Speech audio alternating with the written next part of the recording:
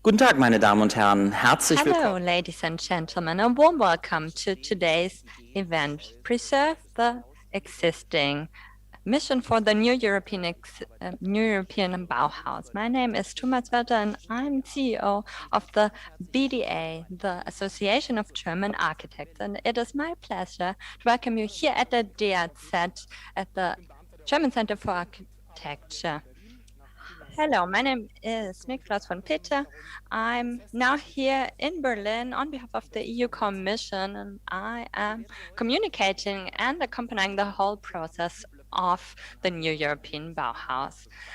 We will be your hosts for today's events, and there will be 4 building blocks today. You will be able to ask questions, and we will try to take them on board probably at a later time. Later, there will be a Q&A session and we'll include questions from the chat. But now let me ask Sanne Watzek for a keynote speech. You have the floor. Thank you so much. I'd like to warmly welcome you to this event. I think we'll be able to formulate ideas, look at expectations and requirements for this new European Bauhaus. Over the next few years, well, rather next year, I think there will be 5 new European Bauhauses, 5 new Bauhäuser that will come into being. Now, I can hear a lot of background noise. Maybe you can switch off our microphones because I can hear an echo. Respeak, and it's really difficult to speak. Well, I apologize. Thank you so much. This is a lot better. I was about to speak about the 5 new Bauhäuser that will come into existence, and they will not only focus on the aspects of construction, but rather about design and social inclusion. And I think that's extraordinary. Especially the topic of design is something that speaks to us as architects, of course, because more often than not, it's something that's not taken into consideration. Of course, there has not been a lack of criticism as response to the EU initiative. The name alone caused us to refer to the historic Bauhaus wasn't seen as adequate because it doesn't always refer to what the Bauhaus originally had in mind. Of course, not everything became a reality. Not everything that was planned back at the time became a reality. And I would like to refer to social aspects, aspects of community that didn't become reality. Not everything that was designed and developed back at the time was affordable or accessible, although this had been the plan originally. Even though these critical reflections might be justified, I think still it sends out a very strong political message by Ursula von der Leyen to support Europe by 2050, a climate neutral Europe by 2050. To achieve this, what can we do? How can we transfer this Bauhaus in today's time and reality? The Association of German Architects is of the opinion that we need a paradigm shift in architecture, in construction, because we need new answers to the questions of today's times, like affordable housing. New building cannot be the sole answer because that's usually what we do what we think of when we speak about affordable housing. However, it is not sustainable. There is an intensive increase in prices on the market, and that has to do with the high standards we apply to our housing projects, and also it has to do with the lack of resources. We do not have enough resources available, especially wood, for example, has increased in price. And there's another aspect that influences negative, is a negative influence, and that is the high density. There is a scarcity of land.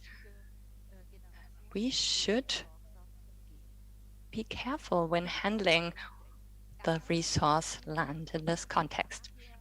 So preserve the existing, act sustainably. That is the call by the BDA, the Association of German Architects. We can refer to the sustainable aspect of buildings and at the same time call out for increased care of existing building stock. Too quickly, we demolish buildings, and it's still too cheap to dispose of the material in this context. So we have to become very aware of the fact that every single building is worth preserving, not only historical monuments. I really am referring to every single building because there are valuable resources right there. So we do not need a radical architecture. What we need is a radical new action, responsible action by us as architects, by the construction sector, and of course also by politicians, the government. What we need is courageous examples for this, for continue building and also being mindful when doing so.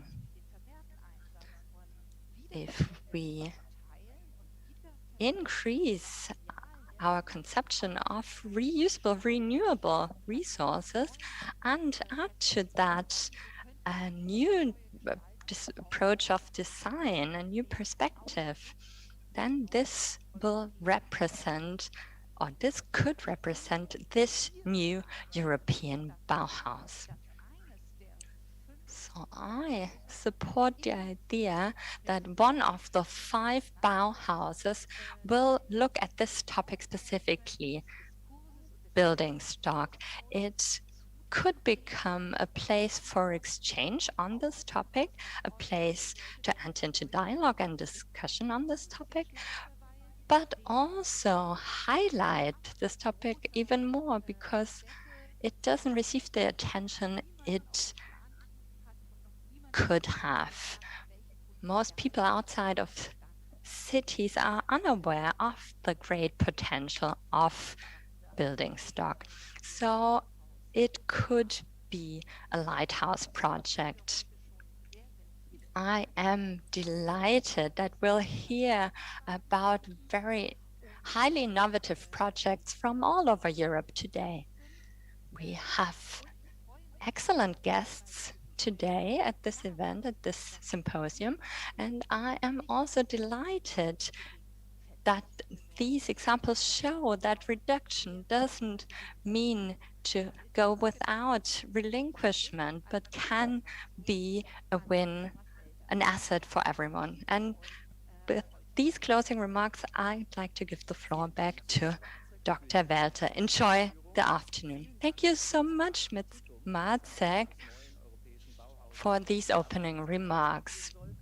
Thank you for highlighting that existing building stock should be highlighted even more. And you also said we need courageous, innovative new projects. And that's what we want to show to you today, together with actors, with developers, with architects. And we will switch from country to country today here in Europe. Our question, our leading question was, what was your motivation to transform a project that was supposed to be demolished, or a building that was supposed to be demolished? What were the challenges involved? How were you able to solve them? And then maybe we can take lessons learned from this and how far. Maybe this is something the two of us can do.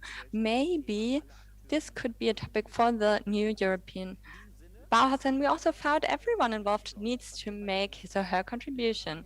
So what will be the first part? Thank you so much, Thomas. I'll lead you through the first part. And we have a courageous mission statement here. Existence needs action.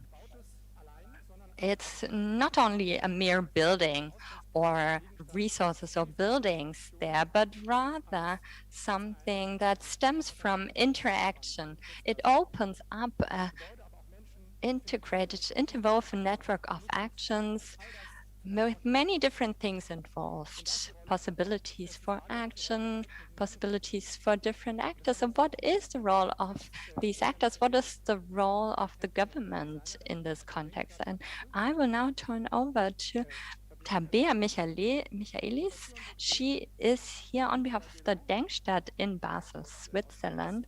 We'll also have Nicolas Delon from Encore Heureux from France with us, and Frédéric Persin.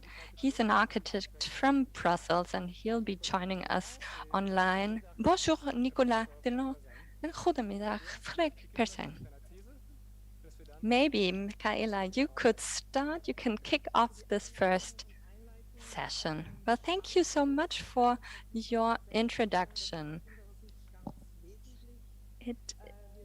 Building stock is not a passive state, and we see this time and again. It has to be renegotiated with everyone involved, with project planners, with people on the ground. I'd like to introduce Zentrale Pattern in Basel, and I will use this as an example to show how building stock can influence the planning process.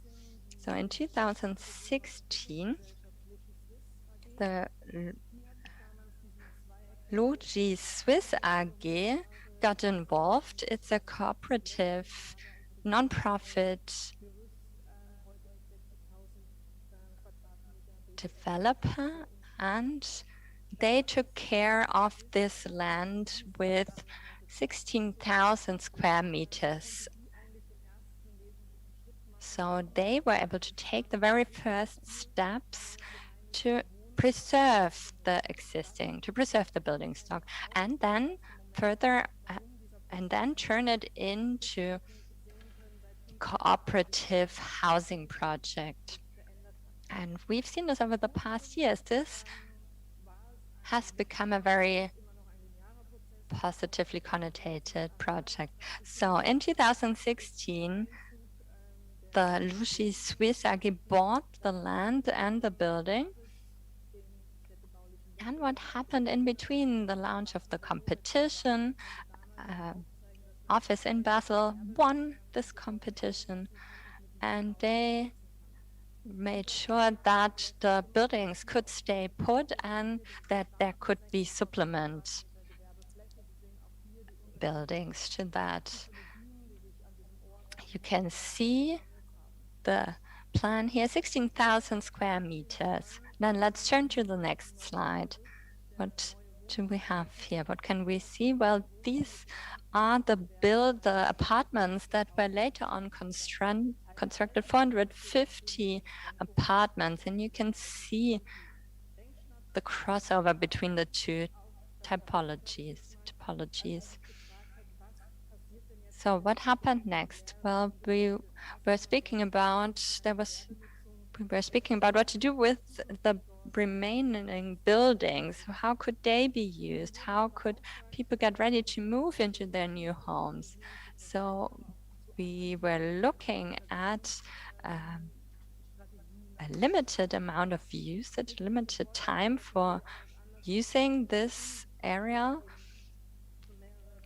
And we took this as an opportunity because we already had experiences, lessons learned from other projects. So first of all, we took a look at the building and the area itself. What are the histories behind it? What about the cultural aspects? And in addition, we had moved our office, and we had a lot of experience when it comes to how to use buildings, and we were able to show the potential of this area on top of this building. So we wanted to make this accessible. We looked at the ground floor plan of the apartments, and we were able to include the planning, to interweave planning and reality continuously. So looking at the investment, I can say that we all here too, we tried to take a step-by-step approach, not just throw a lot of money at the project, but really see what's necessary and how the building stock will react. What might be things that people did not have in mind when the planning process happened? So this is the Goats Park. And it's something that we didn't have in mind at the time, but when we included those living there, those using the area, the buildings, they came up with this idea. They opened up their own space. At the same time, it is, of course, also crucial that there is room for experiments, that you do not have everything planned from the very first second. This will allow the structures to open up and really tap into their full potential. So we were speaking about a limited time for usage and have people there just for a limited amount of time, and we want to allow them to grow with us and with the project. This has several advantages. We can point to the building stock, we can highlight what the building stock can already do. And I think so we can see it here, scale 1:1 in this model. And I think we can take a lot of this. We know where the smoking corner is. We know how the sun affects the building. There's a lot we can learn from this, and this affects the planning process. So we took this as an opportunity very actively, and we posed the question whether they were sure to demolish these existing buildings because they present an opportunity to take these structures. They make a new living and working culture possible. So we had to furnish proof. We put it to a test over a period of 2 years, involving a lot of stakeholders and friends at an international level. And we showed the owner that there is interest in this project. There's a group of young residents who use their studio spaces in their flats already now and who are interested in continued use of these spaces. What's needed for this is not only a concept and willingness, but also funding, a sound funding concept, which we have been able to support so that residents can build on a rather professional background. Not only the users are happy about the perspective of being able to stay on and design their own studio spaces, but also we have been able to save 1,150 tons of CO2 and building costs of 7.5 million euros, which are benefits that are rather important for those people who will continue use, especially given the fact that resource costs are increasing. It's also about showing what kinds of opportunities lie in these spaces. And of course, it is important to visualize this concept. So putting everything to a practice test again and again and showing what kind of opportunities lie in usage, but also in financial factors, presented an opportunity to us to get this plan back on the agenda, the Bau 22 plan. So it was saved. And we have been able to reach a momentum in which we connect three things. It's a triad of concepts. We had the place, the storage space. We had users, young people who wanted to expand their building and develop their building. And we had the concept of working and living hybrid space. So these three moments allowed us to convince the owners of our concept. They provide support in social and economic terms. From our point of view, also retrospectively, when it comes to the planning processes, they are not meant to be linear. To the contrary, plans can be adapted. There can be learning in plans, and we can base our experience on existing planning and adapt it from different points of view. All kinds of new positions can be created, which you might have missed out on if you hadn't gone down this path, if you hadn't put down the time to test, to put it to the test in the one-to-one model. So this takes me to the end of my presentation about our practice, about what we are realizing on an everyday basis. And what we want to convey with our message is that we need a new culture of planning. Maybe it's not about monument protection, but also about reusing buildings and showing with this test run that the phase 0 can run in the parallel during the planning process. And this interconnection between the different layers is essential. Something else we realized is that there is no planning without those who are involved, without the users. Their local knowledge, their empowerment needs to be integrated in planning. This is why we thought that we need a school of urban practice.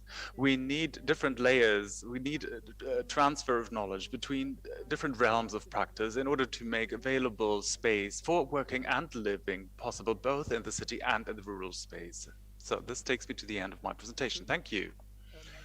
Thank you very much. I think we will switch over to the practice example. Monsieur Delan, c'est à vous, vous êtes là. If you are with us, please introduce our project from Caen. Hello, bonjour. Hi, everybody. I will speak in English if it's fine for you. And I try to share my screen. Okay. Oh. Is it fine? Hello? Hello, hello. Yes, it's great. Okay, thank you. I can see you. Okay, so thank you for invitation. I will speak about 10 minutes about the big issue of thinking the new way of designing and building architecture. And I will focus on the question of time more than the question of space, because most of the time we think that architecture is a space question, but we think that more and more it's a time question. The first time is the time of the material, the thing we are building architecture, and to make, for example, wood that you can use in construction is more than 60, 70 years. So you have a time in each material you use, and of course, when you use stone, it's more than millions of years that you are collecting, grabbing, extracting from the earth, and you transform in architecture. And also, when you use sand to do a concrete, of course, you use these small elements of the sand. And it's also years and years to make sand from the erosion. And it's very important to connect this period of time with the way we are designing and doing architecture. And I want to show you this drawing that we did in an exhibition about the reuse of material, and it's about a quotation of Buckminster Fuller, the great engineer architect of America, and he was talking about the spaceship Earth, that is true and real, that is a spaceship moving in the universe, and we have a crew that is about more than 7 billion people, and each day we have 200,000 more people in this crew, so it's not hard to understand that something it's not working in a global expansion. For that, we identify that in the field of architecture in France, but also in Europe and in the world, we have less and less resources and more trash. So it's very important to connect on one side the less of resources, and on the other side the use of the production of trash. And for that we did a small building in 2015 in Paris, using all the habitation doors, and using these doors to make the facade of a small building during the COP21 exhibition. And it was a building that was made with 80% of reuse of material. So it's for us a big issue to think at maybe an European level the way that we can be more active in this reuse of material. And my main presentation will be of the space of time. The idea is to reuse also each building that is already here. It's to maybe to share the idea that we cannot destroy. It's not possible anymore because we have less and less resources, we have less and less land for agriculture, and so maybe we need to think differently. And I want to share the experience of the Grande Halle, which is a place in Normandy, in Caen. It was a very hard industrial place, and in the 80s everything was destroyed and demolished and was removed to China in the desindustrialization of the country and of maybe all of Western Europe. And they just keep these two buildings, the small hall, the small hall that you can see here, and the big tower of refrigeration on the right. And we won a competition to transform this building and to make from this building a place, what we call an infinite place, and what can be translated by third place. Maybe you know this idea of a place between the place you live and the place you work, and the place where we can accept all the new action of the citizen. So we decide to first, before the construction time, we decide to build a small house of the project with a very small budget, less than 100,000 euros. And it was during 2 or 3 years the place where the people can meet, and the place where the people can understand what will be the next project that you can see here on the back of the small Cité de Chantier. In French, the Cité de Chantier is a small house of the project that we use during the studies to share and to present, and also we use it during the construction for the workers and the people. And the second action we decide is to keep free space inside the building. So we decide to use only the small hall on the right of the picture, and to keep the big one the more free possible, because if we want that the building stay long time, we need to have free space on it.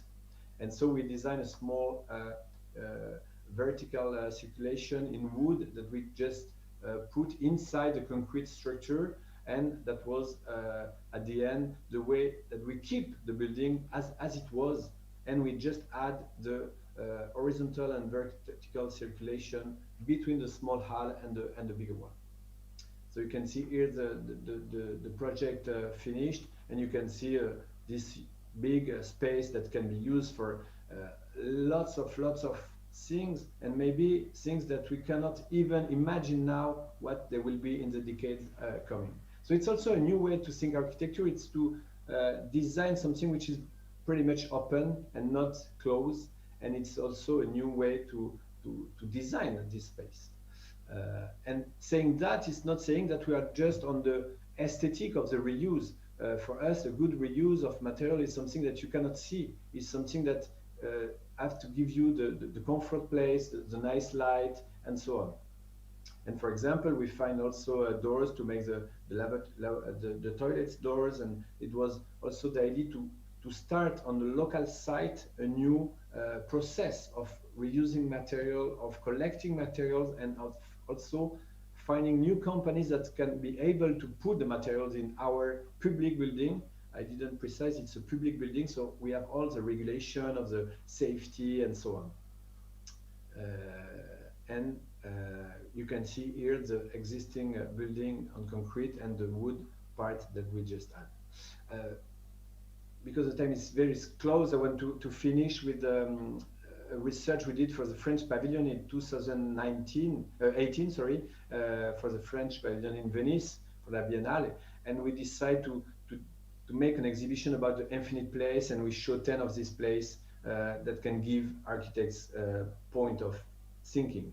And also on the Lido Island, close to the Biennale site, we find the old building, old barracks of the Italian state that was abandoned. And we decided to take the budget of the hotel for the team during the Biennale to make the abandoned barracks livable again. And so we did a small dormitory, we did a bar, and we did a place where, beside to the Biennale and to the theoretical approach, we can also experiment the way that we can think in new way of designing and thinking, with the main issue of the less of resources, and with the need of finding new way to make a potential habitability of the earth, maybe. Thank you very much for your attention. Up. I hope you get the translation and you listen to me or hear me. Hello? Ja, auf jeden Fall. Yes, definitely. Okay. We understood everything. Thank you. This was, for me as a layperson, this was really exciting to see how the role of the architect can be totally different from somebody who just takes what's there. The architect takes empty piece of paper, a blank piece of paper, and this is different. Now we have Mr. Pazan from Brussels, who wants to talk about a project in a World Trade Center. Joining in from Brussels, where I have a bunch of other people. The office called 51 and 4E, and the project I would like to share today is the project of the World Trade Center in Brussels. And it's important to understand what this project is before you understand what we did with it.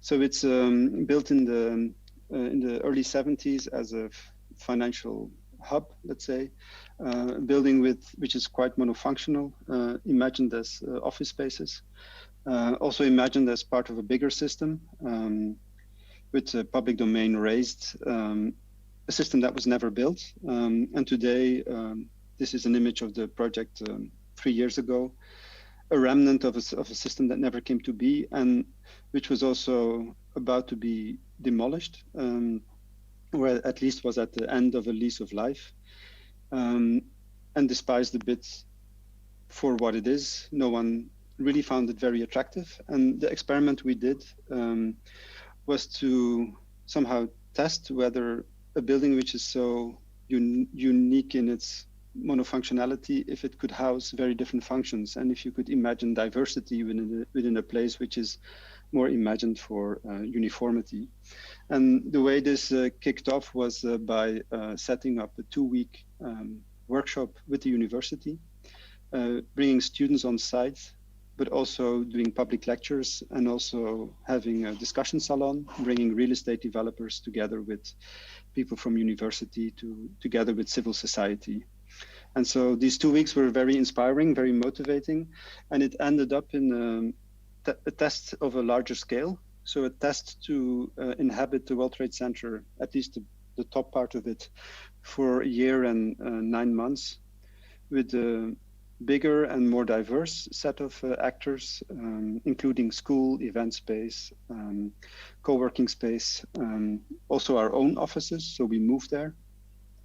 And so we somehow tested live what it means to inhabit the place. And just like Tabea was saying, you learn a lot when you inhabit the space and you start to see its qualities. And I think that's the main quality that we found when being there, is that this kind of experiencing a building and seeing what you can do with it and how you can start to re-appreciate it, is that by being there on site, that it's an experience that is shared by many people, including the owners of the building.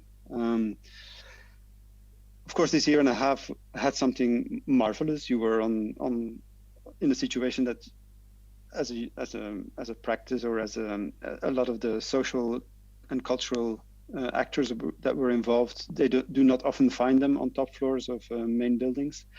And altogether, we somehow sparked a series of interventions that were using this place as a test bed, as an experimental zone, to start indeed from very tangible needs, from opportunities that this building offers, and somehow sparking together other ways of looking at this district, and also other ways of being together in this district. So for instance, the former public domain on the 3rd floor, which was never used, was turned into an urban farm. Or for instance, the fountain, which is in front on the roundabout of the square, was by a group of people called School and Alive Architecture, turned into a swimming pool for 2 days. Somehow showing how, with totally the same space, but with a very different mindset, spaces can suddenly trigger a totally new imagination. And I think this new imagination is something that designers can really bring. Also because by being and watching very closely what is there, you start to discover what its potential is. And I think what is very important in setting up these live actions, these actions of rediscovering buildings through design almost, is that it brings together, that it can really bring together and start a conversation both between maybe more design actors, as you see here, we are one of them, but also administration. In the case of the North District, very big real estate companies, which have to rethink the model of how they plan real estate. And they're very aware of this, but somehow also for them, it's a big step to leave Excel logic thinking, and so to go from a way of thinking about space that is demand-based to go for a way of thinking about space as an offer-based model, where you indeed use what is there and you put new possibilities into what is there. And I think also a very big role in this process of rediscovering is the role of cultural institutions like the International Architecture Biennale of Rotterdam, but also of schools, which I think have a capacity to research, to spend time with things, and to really, if you see them as a body of people who can engage with the site, can bring really a very interesting value to a site. The interesting thing about this, I think, temporary occupation was that it was not only targeted at young people and not only targeted at, let's say, what is often called the pioneers, but also, and this is part of an architectural competition that was organized and that we were selected to engage with. Moving the project office on site also brought the developers and the engineering teams into this 1.5 period of collective learning, of dynamic engagement with the place. And this type of engagement, I think, allowed it didn't save the building from being partly demolished, but it really introduced a totally new way of looking at how you can reuse it. And in that sense, the 1.5 years really managed to shift the owner of the building from totally demolishing and totally replacing it to go for a building that uses a large percent of the actual construction, thinks about an adaptable structure that can be used in multiple ways. And as you see in the model here, in the two drawings, from the initial building, a lot of elements were reused and put in a new configuration. Would it have been possible to reuse even more? Actually, I think so. I think the experience of the investors and the owners of the building of being on site really opened up their eyes to the qualities of the place, and especially seeing it so full with life, they were really considering to reuse it. But the thing that prevented them from doing that was the requirements that are, for instance, written into the demands of the European Union for office space in Brussels, where the ceiling to floor height space is set to a certain amount of centimeters, and this building simply doesn't matched that criteria. So you could say one of the aspects that didn't allow for a total reuse is the fact that it doesn't offer a few centimeters that are written into the regulations. And to me, this is, I think, one of the challenging aspects that we can discuss, is that, of course, we can set up to rediscover the existing processes of dynamic learning together. But we also have to think about how these processes of dynamic learning and how the things that we actually learn, how they can feed into the tendering phase, how they can feed it into the project briefs, and how we can really adapt the requirements and adapt the constraints that we work with, because otherwise reuse and learning to appreciate buildings and rethink them from what they are will become really, really difficult. So I think a huge challenge on a policy level is not only to look for alliances between people, but also really to think about regulations. Maybe we should think more about situated regulations. And so this is a big question that I think would be interesting to discuss here today. As Tabea has said, it's also for me, I think it's really a new practice that is that we have to learn. I really think what you have called the session today, Bestand braucht Handlung, is indeed what the challenge is. Recently, we have published, actually just a few days ago, a book that is about these processes of dynamic learning, which is called Design in Dialogue. It's available through Ruby Press, and I think it matches wonderfully the topics that you are discussing today. Thank you very much.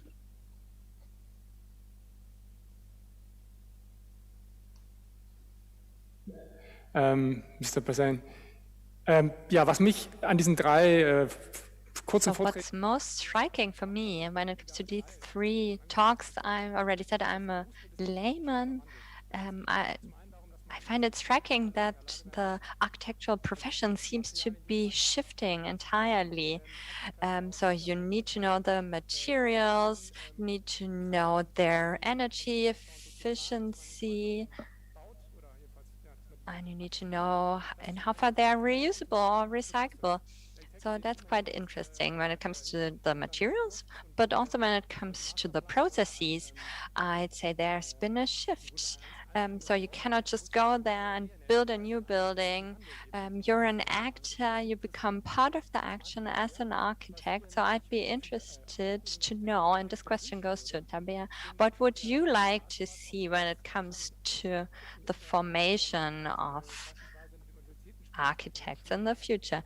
In how far has this been included already in the curriculum? Maybe you would know that, Mr. Welter, Dr. Welter, because maybe Tabea could go first. Well, allow me to phrase it as follows. In Switzerland, it's geology, architecture, design, planning, and such. We found that we cannot do this on our own any longer. We need an interdisciplinary approach. That's what we need. That's why our team is also an interdisciplinary one. We need different perspectives on the space. As you've said correctly, I'm also a lecturer, and I found that we need new approaches. We need a dynamic approach. We need to be able to react. We cannot stick to planning as it was much longer. We need to, when it comes to planning, we also need to include the unknown. And if there's no way for us to react while we're planning, then this will be very difficult, because then in 20 or 20 years, things might have changed entirely. Requirements for the place might have changed entirely. So especially when it comes to formation and universities, we need a paradigm shift. Yes, absolutely. That's absolutely correct. The architect, as we used to know him, comes into the room and then tells everybody what to do and how to build, wearing the black glasses and such. So yes, architects need a new skill set and need to be moderators of a different kind of process, an interactive process. So Yes, people have to be integrated. There needs to be participation. Also, back at the time when there were terraced houses, such, that's when we needed to think of what's important to the family. It's not as simple as that anymore because processes have become more elaborate, more complex. So what does this mean for academia? Yes, there needs to be a new orientation. Maybe we shouldn't focus so much on building a new museum, but rather focus on buildings and projects as we've seen them today. Of course, still, architects need to learn how to construct. So building construction, technology involved, all of this needs to be involved. But you also shouldn't forget that architects don't only get their knowledge while studying, they are also usually included in an office. They work there, do internships, continue working there. And it's really a process of lifelong learning. Still, what we need is to be courageous to try out to do something new, be ready for change, and maybe take out this division that we have in our mind and erase it. So we need to change formation, university, yes, but also how we deal with things and people. How do I want to deal with people? Who do I want to be in society? Am I the missionary? Or do I rather try to find out what people affected actually need? I would also have a question to Tabea, if I may. Now, if I look at these three projects, I can see that most of the buildings, all of the buildings, were not available on the market. In your case, a cooperative and non-profit organization bought the land and the building, and you said it yourself, there was a protective hand. You need time. That's what you need. So you need time, and usually when a building's on the market, or if the market affects the construction process, then that's not possible because you already start building before you even know what you've got planned or where you want to go. So do we need a new approach when it comes to how we deal with the land in our cities? The paradigm to sell at the best price, and that's still there, isn't it? Yes, absolutely. That's the most crucial point. In our experience, my office colleagues have shown it as well. You've mentioned the non-profit organization, der Abendrot, Pensionskasse Abendrot. And yes, it's right. It's a completely new approach to remodel, redevelop the process as well. And yes, having time, being allowed to have time with the land, that decides where the project can go. So there's a lot of pressure on the topic of land, and this influences the further development of the project. So this also with regard to funds, to investments, to financial aspects, it's better to invest step by step instead of investing everything right away. We also need to accept that you do not have to build everything and finish every project, every building. So when are you actually done? Where are you finished? When can you hand over the key? I think that's something that we need to leave behind. So this idea of having something key ready for the handover, that's no longer applicable. But yes, I would agree the issue of land is the crucial one. So there's a question here on the chat, an indirect one maybe. I'll rephrase. Shouldn't we also make sure to focus this on cities, because there's a lot of demolishment happening there and also a need for housing? However, Nicola, your building was transformed in rural areas. So can you tell us a bit more about that? Where did the residents, the users, come from? It's not a real rural area. It's more close to the city, but on an industrial site that was demolished. So when you see the picture, you can imagine it's rural, but it's very close to the city of Caen. So something that we did was very interesting, is to make a resources map, and the map maybe 30 kilometers around the project, and we try to identify all the possibility of reuse of material. And these kind of maps are super interesting because it's producing a very local architecture, because the material came from the site where you are. And it's also a new way to design, because we said it's the end of the white page. It's not the designer or the conceptor drawing his idea on a white page, but it's more integrating the building that we did, or like Freak person did also, and deal with that and find a way to make the right scale of the action. I think architecture was a full action profession, and maybe we need to have a soft action profession. And I can also add that we think that we need to have architects more earlier in the process, you know, because sometimes we arrive and the building is already demolished, or they decide maybe 1 week before that we arrive that they demolish the building, and it's very hard to go back. So we think that architects need to be before the project, and also they can be after, because we can also imagine that we can not end the process when you give the building to the client, but you can continuing make the building in an evolution way, in a more adaptive way.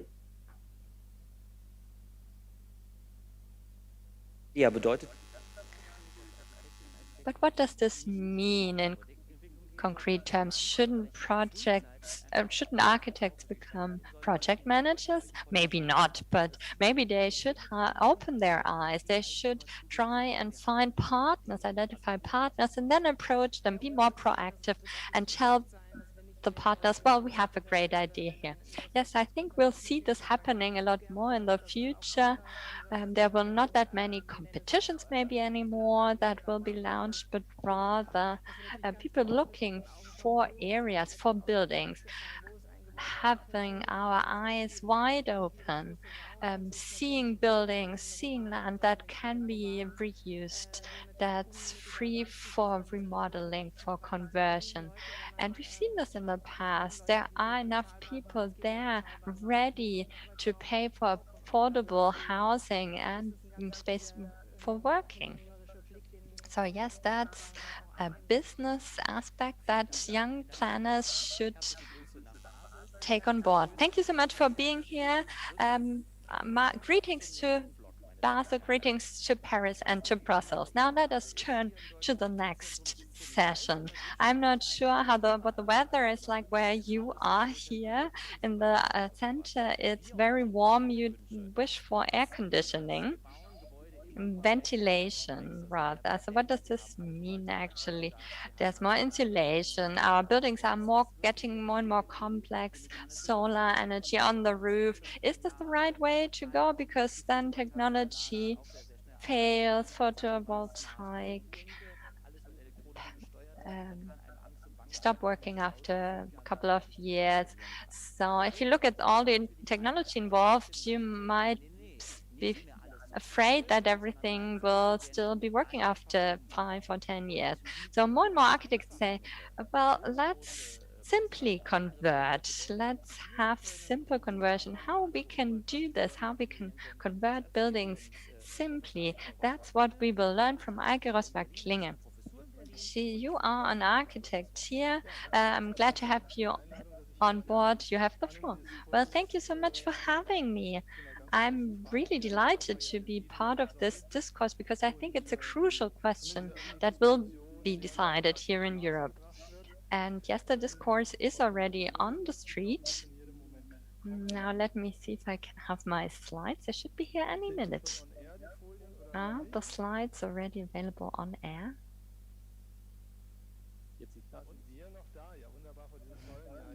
You can still see us. Those are not the correct slides. I need individual slides. There are 2 sets. Well, while we're looking for the right slides, could you tell us a bit about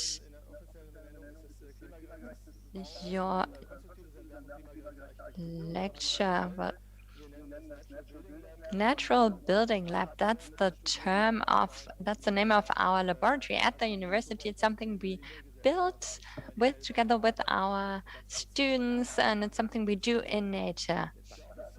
How long has that been in place? Well, I've been working for the TU Berlin, the university, for approximately 2 years now. So this was just started? No, this was already launched in the 80s. Ecological systems was already researched back then. Sustainable building was already a topic back then. Mr. Hascher was involved at the time. So I'm speaking about the 90s. And at the time, this already was a key issue. But now things are turning. Well, you're doing experiments not only with wood, but also with clay. You try to adapt construction methods from other countries. You try to learn from other countries, try to leave things in their context and not have layers of other cultures of construction. How is this adopted?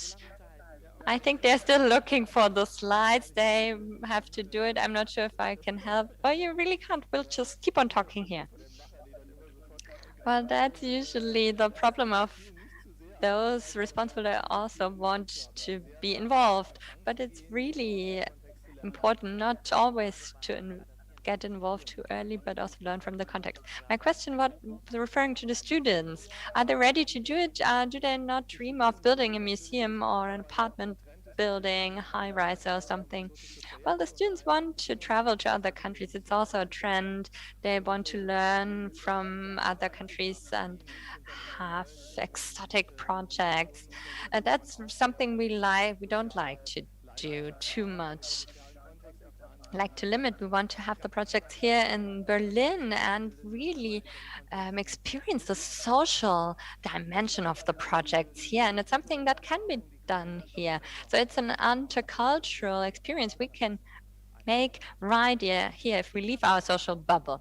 So it seems to me, no, is it the presentation with the 4 slides? Well, then we'll just take this one. So you will see 4 slides on one page. Unfortunately, I apologize. I did send you the transfer link, but you didn't download it, I assume.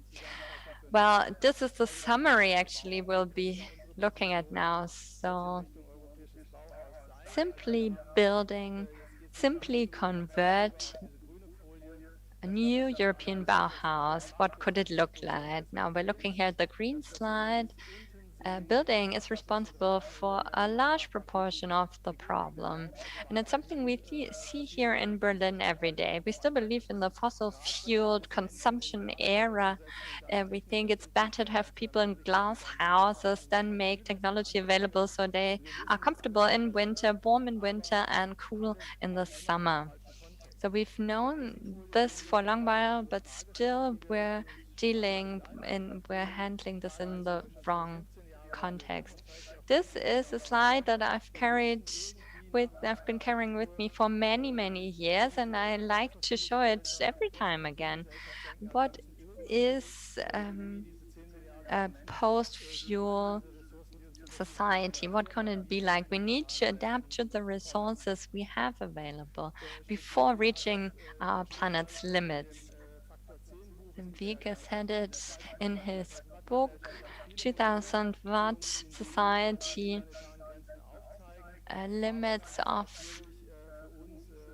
that shows the limits of the planet. And there's this C2 model, and we also know the reductions we have to do if we want to keep within the limits of our resources. I would like to point to the study at this point. Unfortunately, we can't see it well here in the slides. We need to reduce our CO2 emissions. That's clear. That's a given. It's something we refer to when we talk about energy or climate neutral. Uber made this available in the rescue study, so we need to stop building maybe and stop using too much resources. What's also interesting is that we need to interweave different sectors, transform building and traffic, transportation and building, for example. And what about woods? What about interweaving wood industry and building construction? And I think wood is currently in trend. So reducing, I think, is a very central issue. Unfortunately, Donald Furhop is cited here incorrectly, but we need to reduce our consumption. We need to reduce what we use. This is the prognosis for population growth until the year 2100 will have a reduction. And so this is a forecast when it comes to population growth, will be below 10%. So we don't really need more, we need reduction, we need to reduce. This is based on the Uber study. So 20% vacancies is what we're looking at in the future. And it's something we need to manage in a circular economy and not the way we're doing it today, just by producing a lot of waste. This is a very interesting process that I saw in my immediate neighborhood here in Berlin, Kreuzberg. A school was built, and before that, it took weeks for the demolishment. All the pollutants were taken out of the building, and then we just had the raw building there after several weeks. So taking care, disposing of the pollutants is also something that we shouldn't forget, because there are still resources involved. There's 80% of resources. So we could have reused this building much better. And this is something that's a topic where we need to learn. What is climate neutral learning?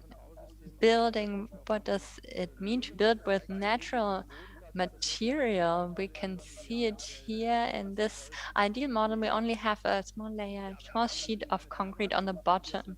The rest is made of clay and wood. My wife is involved here in what you look at the project you're looking at. So I'll run through two projects very quickly. It's an old farm. So there were a lot of conversion. A lot of conversion took place. We were glad to have carpenters on board. It took care of the structure of the building. Stephanie Heringer were the owners, those who she saved the building. So they wanted a workshop integrated there, and that's what we're looking at here. Low-tech, energy efficient shell, low-tech construction. That's what it looked like in the beginning. Then it was demolished partially. We collected all the nails, all of the resources, and then we collected all the beams and tried to rebuild the building now, including wood and clay. Finish is in white, clay surfaces, furnished floors. Gernot Minke might be someone a lot of you know, and I think that's the modern circular construction that we'll be seeing in the future. This is a project that we designed in our office, but this is something we did at the university. So we asked the students to build something from waste. So they harvested wood, as they referred to it. They tried to find wood and then constructed a structure like this. There is a stacked part here, and that's added later on. And here you can see the infrastructure of Strange, the raw building, as a skeleton. They tried to use posters to build the walls out of it. They harvested the posters in the city. They said this is very energy efficient. Also, when it comes to the glue involved, this can be used. And they also used crates. And you can see it here in the right picture. And they made this great place of communication out of all of this. And it's supposed to be used all year long. Then they reflected intensively about the planning processes. They spoke about the material involved. They said that there were many discussions on this topic, and the old model of planning cannot apply anymore when it comes to springboard projects or projects of the future. So the students were in touch with many actors. They looked at networks, the district authorities, and they worked closely together. And I think that's our pathway into the future. So simply building the new European Bauhaus in existence, I think we have to take a leap over the next years if we want to get where we want to get by 2050. The next steps need to be implemented in the 20s and 30s of this century. Now, looking at building stock, this is what we want to use to include. We want to reduce land usage by 20% in Germany. We want to increase usage of resource material. We need to give apply a price to disposed material because there's so many resources wasted here. So we need 10% new innovation percentage for incubation. We need governments to support this innovation. Also for the universities, we need the society to support it as well. So transformative working. This is a book by Mr. von Weizsäcker. He should be a person with high level of frustration. I really like the title of his book because it calls for venturing out. It's call for a new era, and I think we should do it, and it can be done. Thank you so much, Heike. I think you're putting a lot of pressure on this. You're saying we need things to change, legislative things to change as well. So fiscal aspects, but also legislation, rules and regulations. Now let's turn to another example. Let's turn to Amsterdam and look at an example from the Netherlands. A post-war building was restructured, and it is my pleasure to say hello to Mr. Klaas.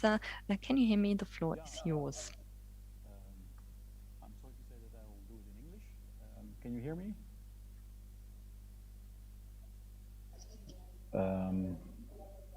I have to apologize for some building noises. The neighbors are converting, and that makes a lot of noise, I can tell you.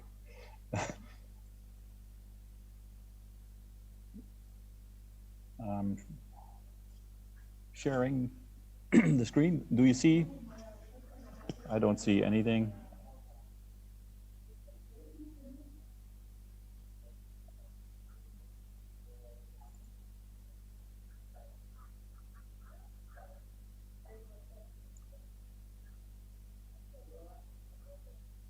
Jemand helfen?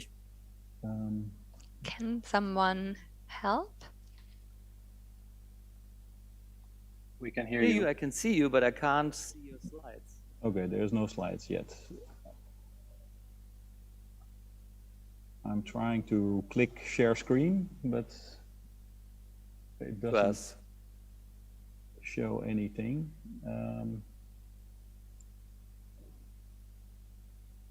Do you see the screen? The screen, now it works. There's now a green works. icon. Okay. But I am sorry to say that I don't see my own presentation. You share your screen now, Okay. but your desktop. Okay, no, that's not what I want to see. Maybe it's coming. Just start the, please, just start the presentation. Yes, perfect. Okay, well, it works. Sorry for that.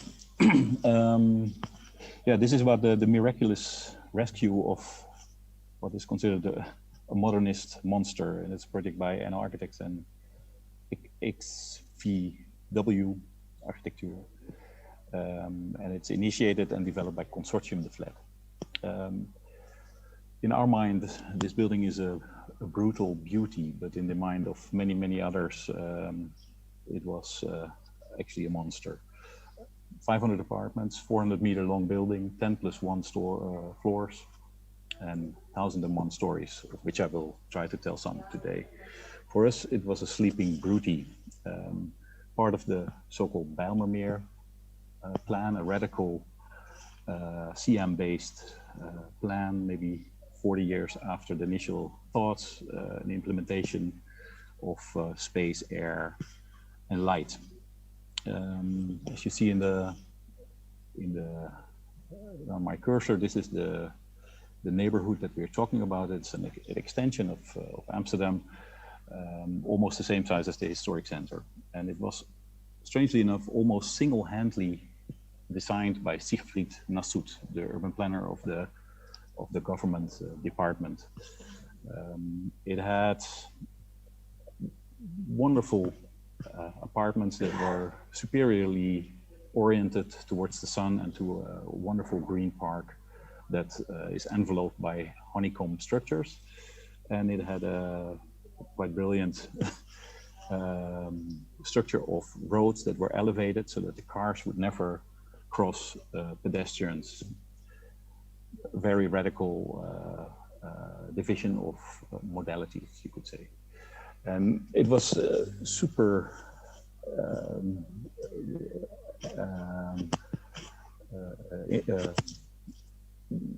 appreciated from the beginning. Here you see our former queen overlooking the construction site, and even popular media were celebrating and singing about this new area. A proud neighborhood will arise. Large gray tower blocks, prettier than any palace. So there was a true belief in the actual beauty and quality of this new area. But then a new tendency emerged, and a new form of suburbia emerged in the Netherlands. So this was a parallel development, and suddenly many people were able to buy cars, and this suburbanization led to, funnily enough, a kind of settlement pattern that is almost similar to the geometries of the Bijlmermeer, but in a much smaller scale. And this proved to be a very popular alternative for many of the people that were the original target group of this new neighborhood. Then there was a huge decades of difficulties emerging. The neighborhood was not really well understood. It was very monofunctional, and what you see here is one of the rescue plans by OMA to introduce a lot of actual urban program other than just residential. So to bring it alive. But the rescue plan did not work, and it was decided that most of it had to be demolished. All units here in red are now replaced by the more suburban, market-driven substance that you see in this image. So the large parks were disappearing, and low-rise would emerge. Mid-90s, we made this poster propagating not to demolish, but to look at this area differently. And we had just discovered Photoshop, and we were not that good at it yet. So the caravans are actually there. The only thing we altered was the greenery, and we added the word camping. But we wanted to basically show how interesting this place was and worthwhile to reconsider. But it didn't help, so the area was destroyed and the demolishment started, and this would also go for the building that we're talking about, the apartment building called Kleiburg. And it's particularly a pity because Kleiburg was part of the area called the Bijlmer Museum, which consists of 6 buildings that are considered the most emblematic of the Bijlmer area, and that were supposed to be remaining because they would breed the actual spirit of the initial plan, and they would be maintained.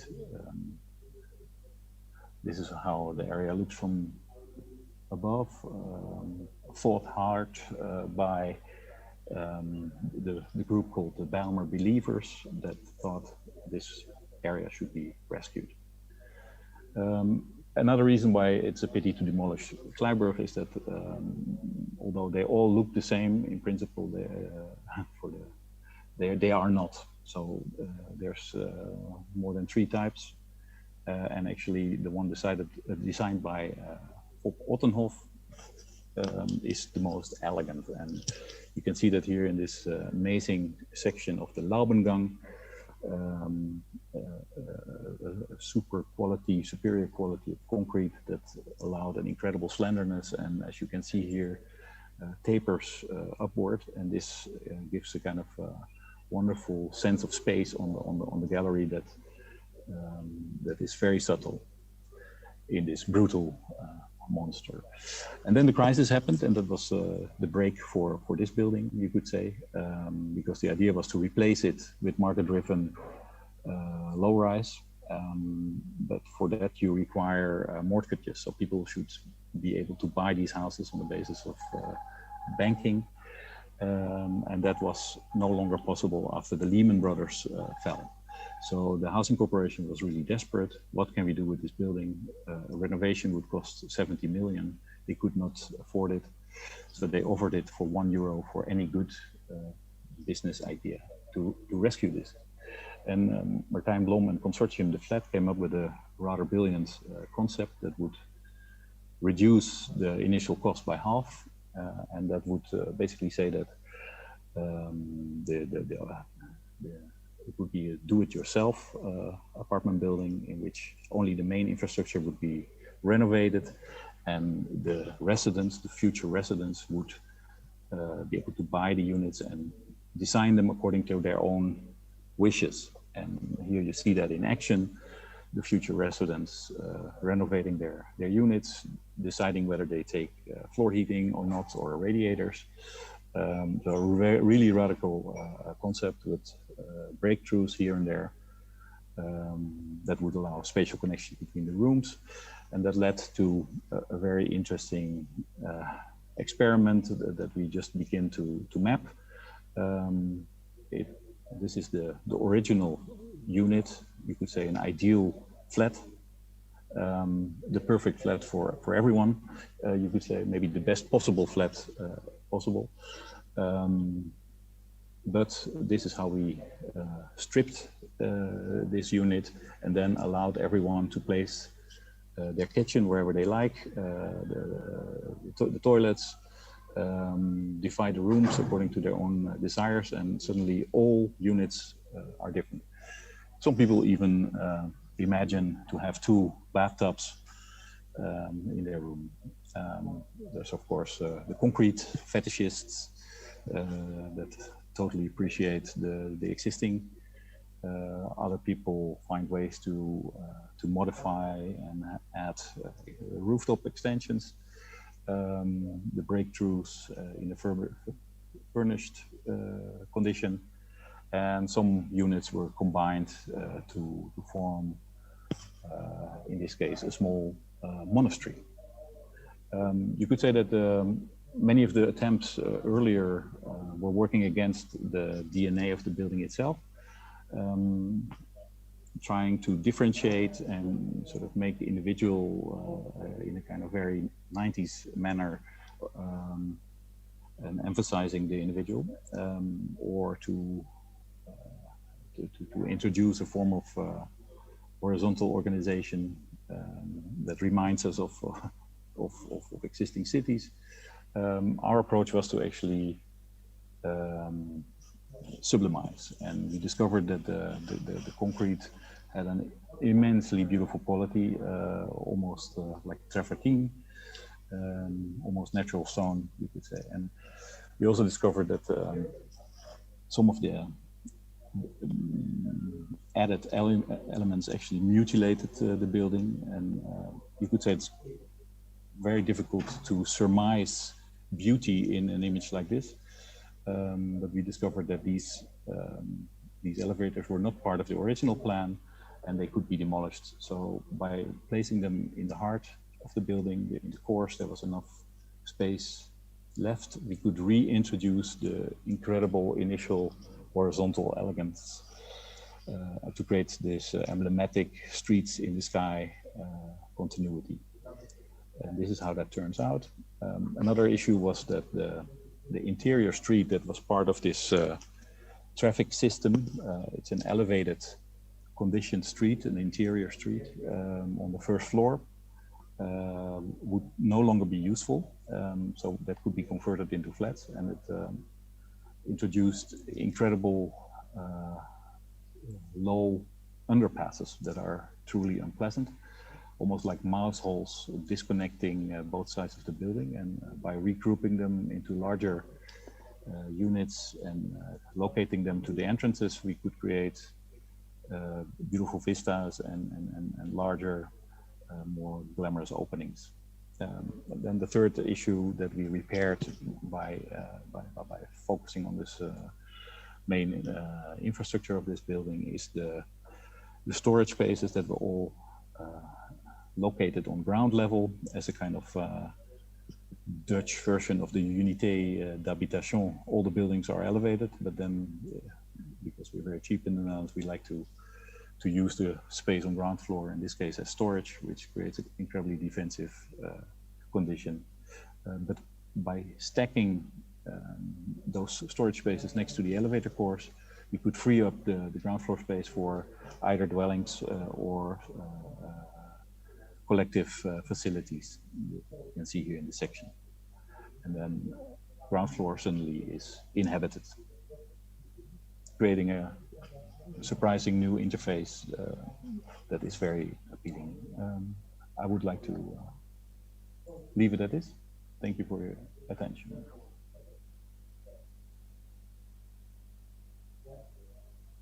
Wir danken ganz herzlich Camille Klaasse. Thanks to you, Camille Klaasse.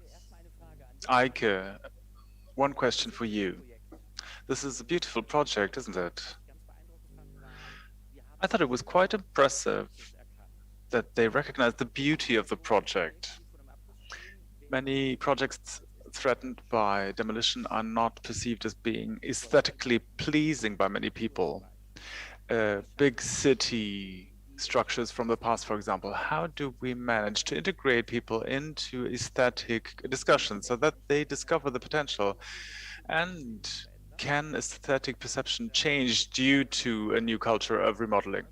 Well, first of all, I think this is amazing to take such a monster and discover what's in it, what beauty lies within it, and complementing what's missing and creating a new perspective onto the building. I think this is the problem, especially 70s projects are connected to social problems and crime and things like that. So this identity of the city is such that if we see such buildings, we have a certain connotation of crime and problems. Now there's a new definition in Europe going underway, and this new quality is being discovered. This is really something that's in these new projects. We need to get away from this old identity, and this is only possible if we provide people with new spaces, which was successful, really beautiful with these ground floor spaces. Yes, that's true. Camille, another question for you. I didn't really understand. Were the buildings modeled while people were living in it? And if so, how was people's reaction, residents' reaction? And if storage spaces were taken away, many people will say, oh my God, my storage space is gone, and they don't see that something new is created. What was the reaction? The surprising situation was that it was in fact decided, and the permit was already granted to demolish this brutal beauty. So there was only one woman still living in the complex, waiting for a good offer to leave. So there was one stubborn lady that sticked around, but in fact all others had already abandoned ship, and that of course in a very direct way gives a huge potential in the transformation, because there's no resistance and no nuisance. So there's no in fact the people moving in later on almost at the same time work on their flats, because there are similar situations in which the units are still inhabited, and this sort of permanent transformation also is, of course, difficult for the neighbors. So concrete structures, maybe it's also another very good reason to build in wood, tend to emphasize the noise issues if you renovate. But in this case, that was not a problem. Darf ich noch eine Frage stellen? Und zwar, May I add a question? These neighborhood structures, these settlement structures, sometimes have a negative connotation. How do you get new people on board who will be interested in such a project? The thing is that, of course, the appreciation is monitored or broadcasted by people that are perhaps not so interested in buildings like these, or that are not interested in neighborhoods like these, because they themselves perhaps live in low-rise developments. But there is a huge urban culture that many of us are not aware of, perhaps, that actually do appreciate these buildings. And what we did is make a kind of study of video clips especially of rap groups, and these rap groups, they basically very often chose these buildings as the backdrop for their videos, showing kind of respect for this environment, because this is where they come from, and they actually love it. And my biggest maybe Albtraum in this whole process is that since then I've not seen any video clips recorded anymore. So my fear is that it's now a grand old lady and not so much anymore a kind of beloved structure by rap crews.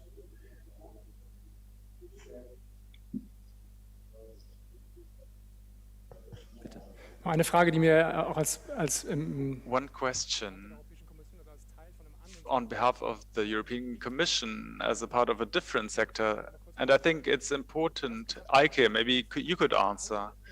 You said that basically all resources should be directed to existing buildings. We just heard that about some of the reasons why this might not happen, this misallocation, so to speak, on the demand level. What other structural problems could you identify that we need to overcome, and what can policymakers do specifically so that we don't tear everything down, but rather use existing buildings? Well, there are all kinds of levels that play a part. We need to remodel the entire city. We need to move away from the function-based city that modernist architecture brought about. We need to address all kinds of levels, the European, the national, the municipal level, and we need a certain willingness to make a change. The core being that everything that exacerbates the environmental impact needs to be addressed. In Europe, you know, German farmers complaining and other citizens are complaining about what the European Union is doing.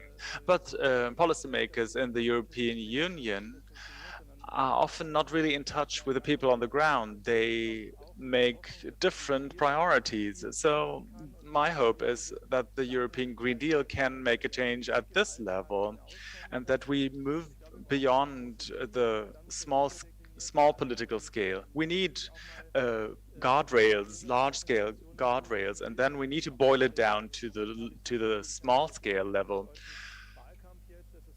I'm hoping for this election campaign in Germany. I hope that there is a lot of hope and that we can overcome our own limitations. Well, the quarrel about petrol prices somewhat worries me, but maybe we can really overcome this. Maybe we definitely need to address these topics early on. We need to ban concrete-based building. We need to remodel our heating systems, and and we need to address what's necessary. As a matter of fact, we must not tap into new land. I know there's a discussion about private home ownership, and it's a political hot iron, but we need maybe to open up new room for maneuver so that people can move away from this debt logic. I think the problem is that we still are caught within an illusion of the brave new world. I think we need to be realistic and still hopeful. I think this is part of what's needed. We need to convey these concepts so that policymakers will perceive them and will translate them into concrete policy. Thank you very much, Eike.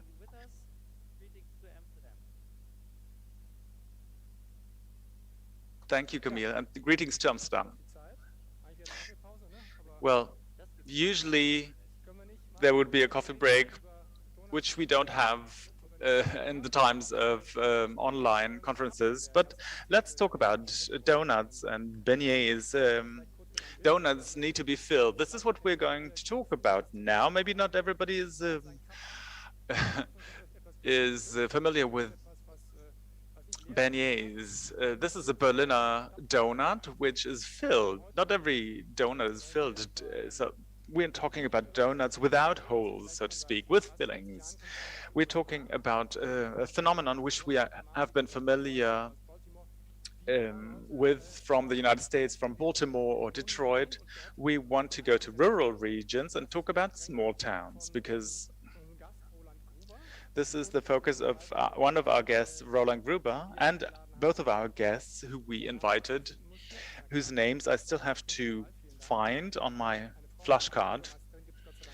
A female mayor, Uli Böker, from Ottensheim. She's also a member of the state parliament in Austria, and Dr. Armin König, mayor from Illingen. But first to Roland Gruber, from Nonconform, from an architectural office in Vienna. Mr. Gruber, please.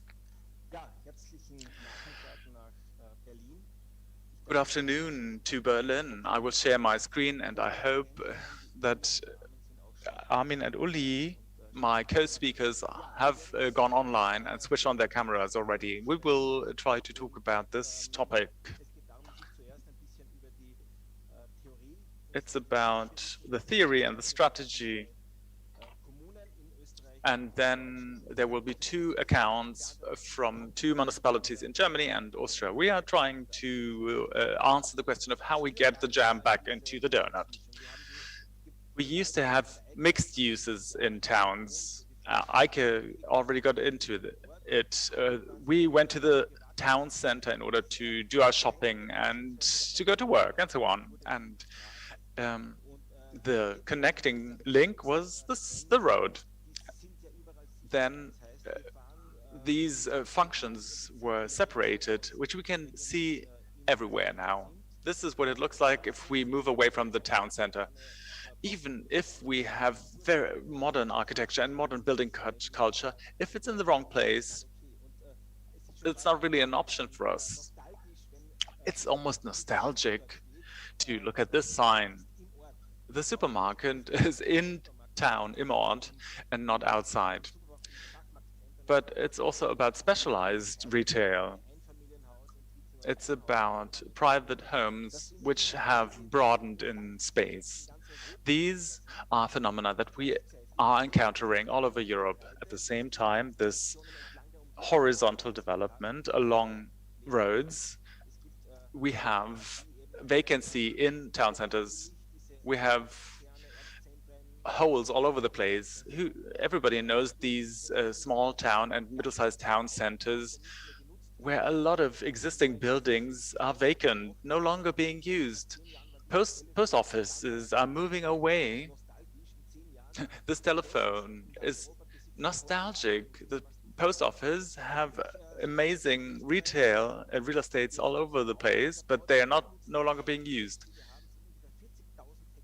We have almost 40,000 hectares unused space in Vienna, for example, and this is the so-called donut effect. It's visible. It's eating away at town centers. You can witness this all over Europe. Here in Austria, we are encountering sealed surfaces, an increase of sealed surfaces, about 17 football courses per day. This is the pace of sealing. This means that every year, more or less 10% of the space of Vienna is resealed. I extrapolated it. We have 137,350 municipalities in Europe, 2,100 of which in Austria, some of which are small municipalities. This would mean that we have almost, well, a bit more than 2.5 million hectares unused existing buildings. This is a crisis. We produced a lot of vacancy, and what we need is entirely new experiments in order to create new euphoria and confidence. So we need we need new courage, and we must not be afraid of vacancy. So what we need to do is recreate density in small town centers. We need to create sweetness of life in the town centers, and we need to reinterpret this approach. The Kommunal journal took this as a topic. It's about the filling, basically. Maybe the COVID pandemic is a driver. Maybe we can discover our untapped potentials. We can rediscover the rural areas. We are no longer witnessing a rural exodus, but the other way around in some parts. I used to travel a lot before the pandemic, and well, now usually I would have traveled to Berlin, and now I'm at my co-working space next to the village marketplace. So this is a prototypical European small town, the historic center. In recent decades, more or less everything that happened in the village center was taken to the outskirts along roads leading out of the town. So we have empty retail, empty shops. So now what needs to change is shifting the development to the inside of small towns. This is decisive for European building policy, focusing on a re-densification of small town centers and moving away from the periphery, because this increases the donut effect. But what we need to do is cook up some jam in order to fill our donuts with it. But I can't just tear everything down in the periphery. I need to develop new jam recipes in my town centers. I need new fillings to put into my new resources. And this is something that cannot be done by one person. It's a negotiation process. We need innovative concepts of participation, innovative work methods, ways of creating awareness, of raising awareness. Maybe we need workshops and get all kinds of stakeholders, young and old, on board. The digital space needs to play a major part. Maybe we need to go to unusual places, startup 3D printers work on site and online in the digital space. And if we really get into future activities, this can be really successful. But we need a guideline and a strategy, and not only the smallest common denominator. We need to create a strategy which can be instantly implemented, because we need somebody who cares for the town, a carer structure. We need people to take care of these fillings of donuts. Somebody needs to be in charge, because the role of the carer is, you know, not to fall down from very high expectations to deceit and disappointment, but rather to really make a change. And of course, it's about quality. This is an example from this prototypical small town. We have a lot of examples that have come to existence in recent years, hybrid shop zones, the quality of the public space. This used to be the high street. Now it's become a space.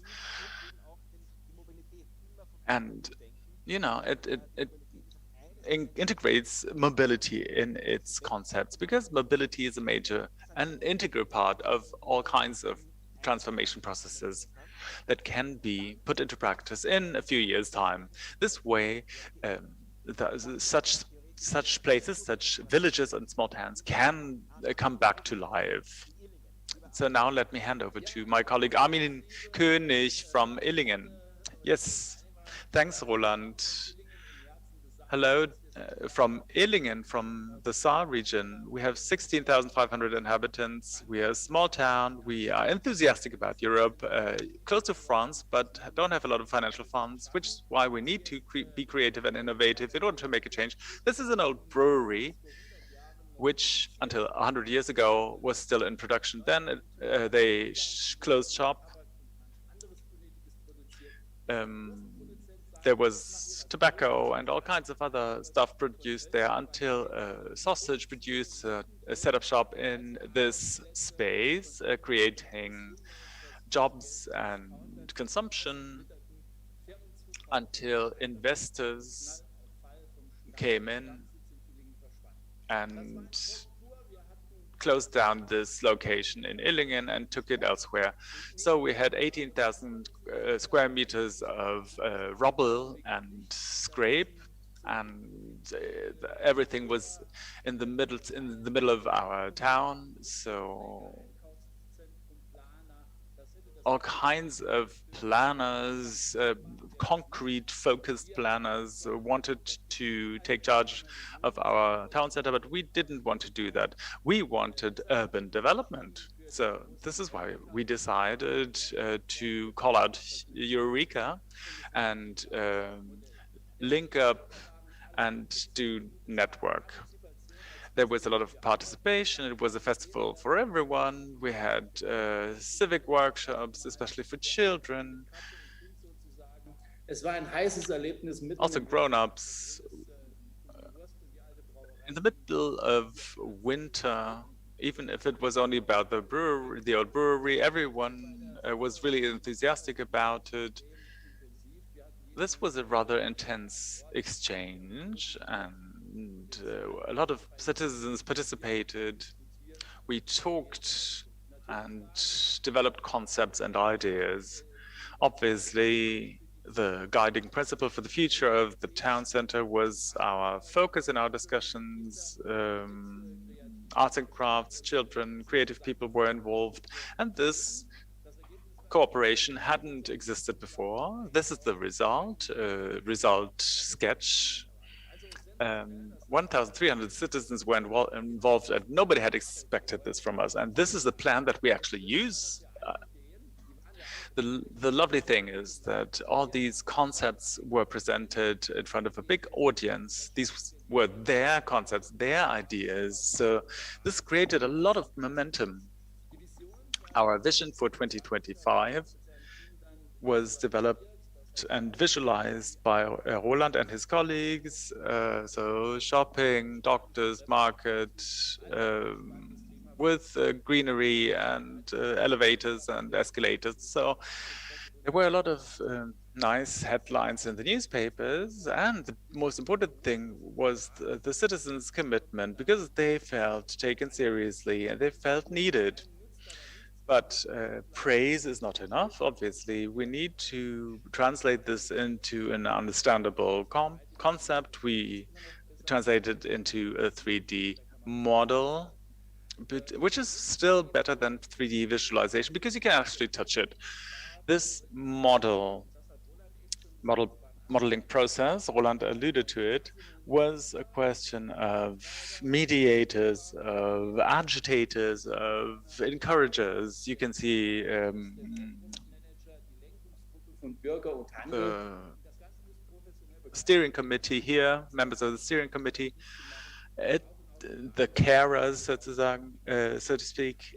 We need participation, otherwise it will not be successful. We connected this to a rather innovative project. Our stock taking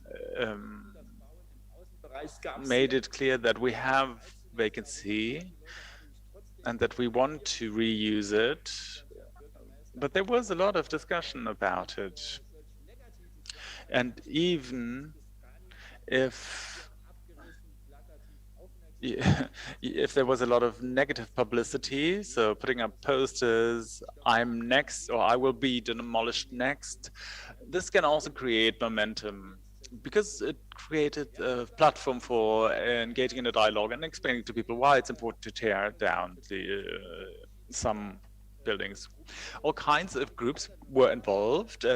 This picture only includes men, unfortunately, but we not only demolished buildings, but we put it in we put it on stage, so to speak, with a final countdown. This was a huge event in Illingen. Everybody still remembers.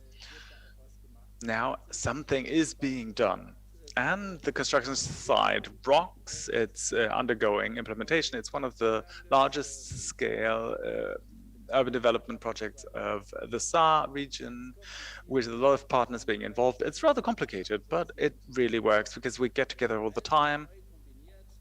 We combine the old and the new. The new building is the heart of, the old complex, and it was the highlight of the entire federal state for a while. It's really nice that an old catacomb, an old wine cellar still exists, or a cheese cellar in the old basement of the brewery, which provides a nice space. Construction site festivals need to be celebrated. We celebrate a lot. We try to get our people on board. We invite them onto our construction site for them to be able to see where we're at. Tobias Hans, our state premier of the Saar region, was with us. And of course, we wanted to show that we are proud of what we've accomplished. This was also formed part of the entire staging of the project. However, we had to fight a huge struggle against the mall in Neunkirchen.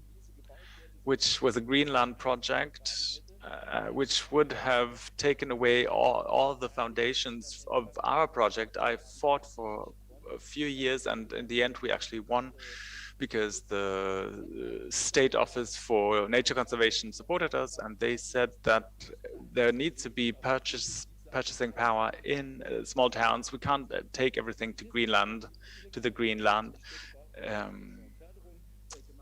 And we issued the Illingen Declaration on Urban Development and Urban Development Support.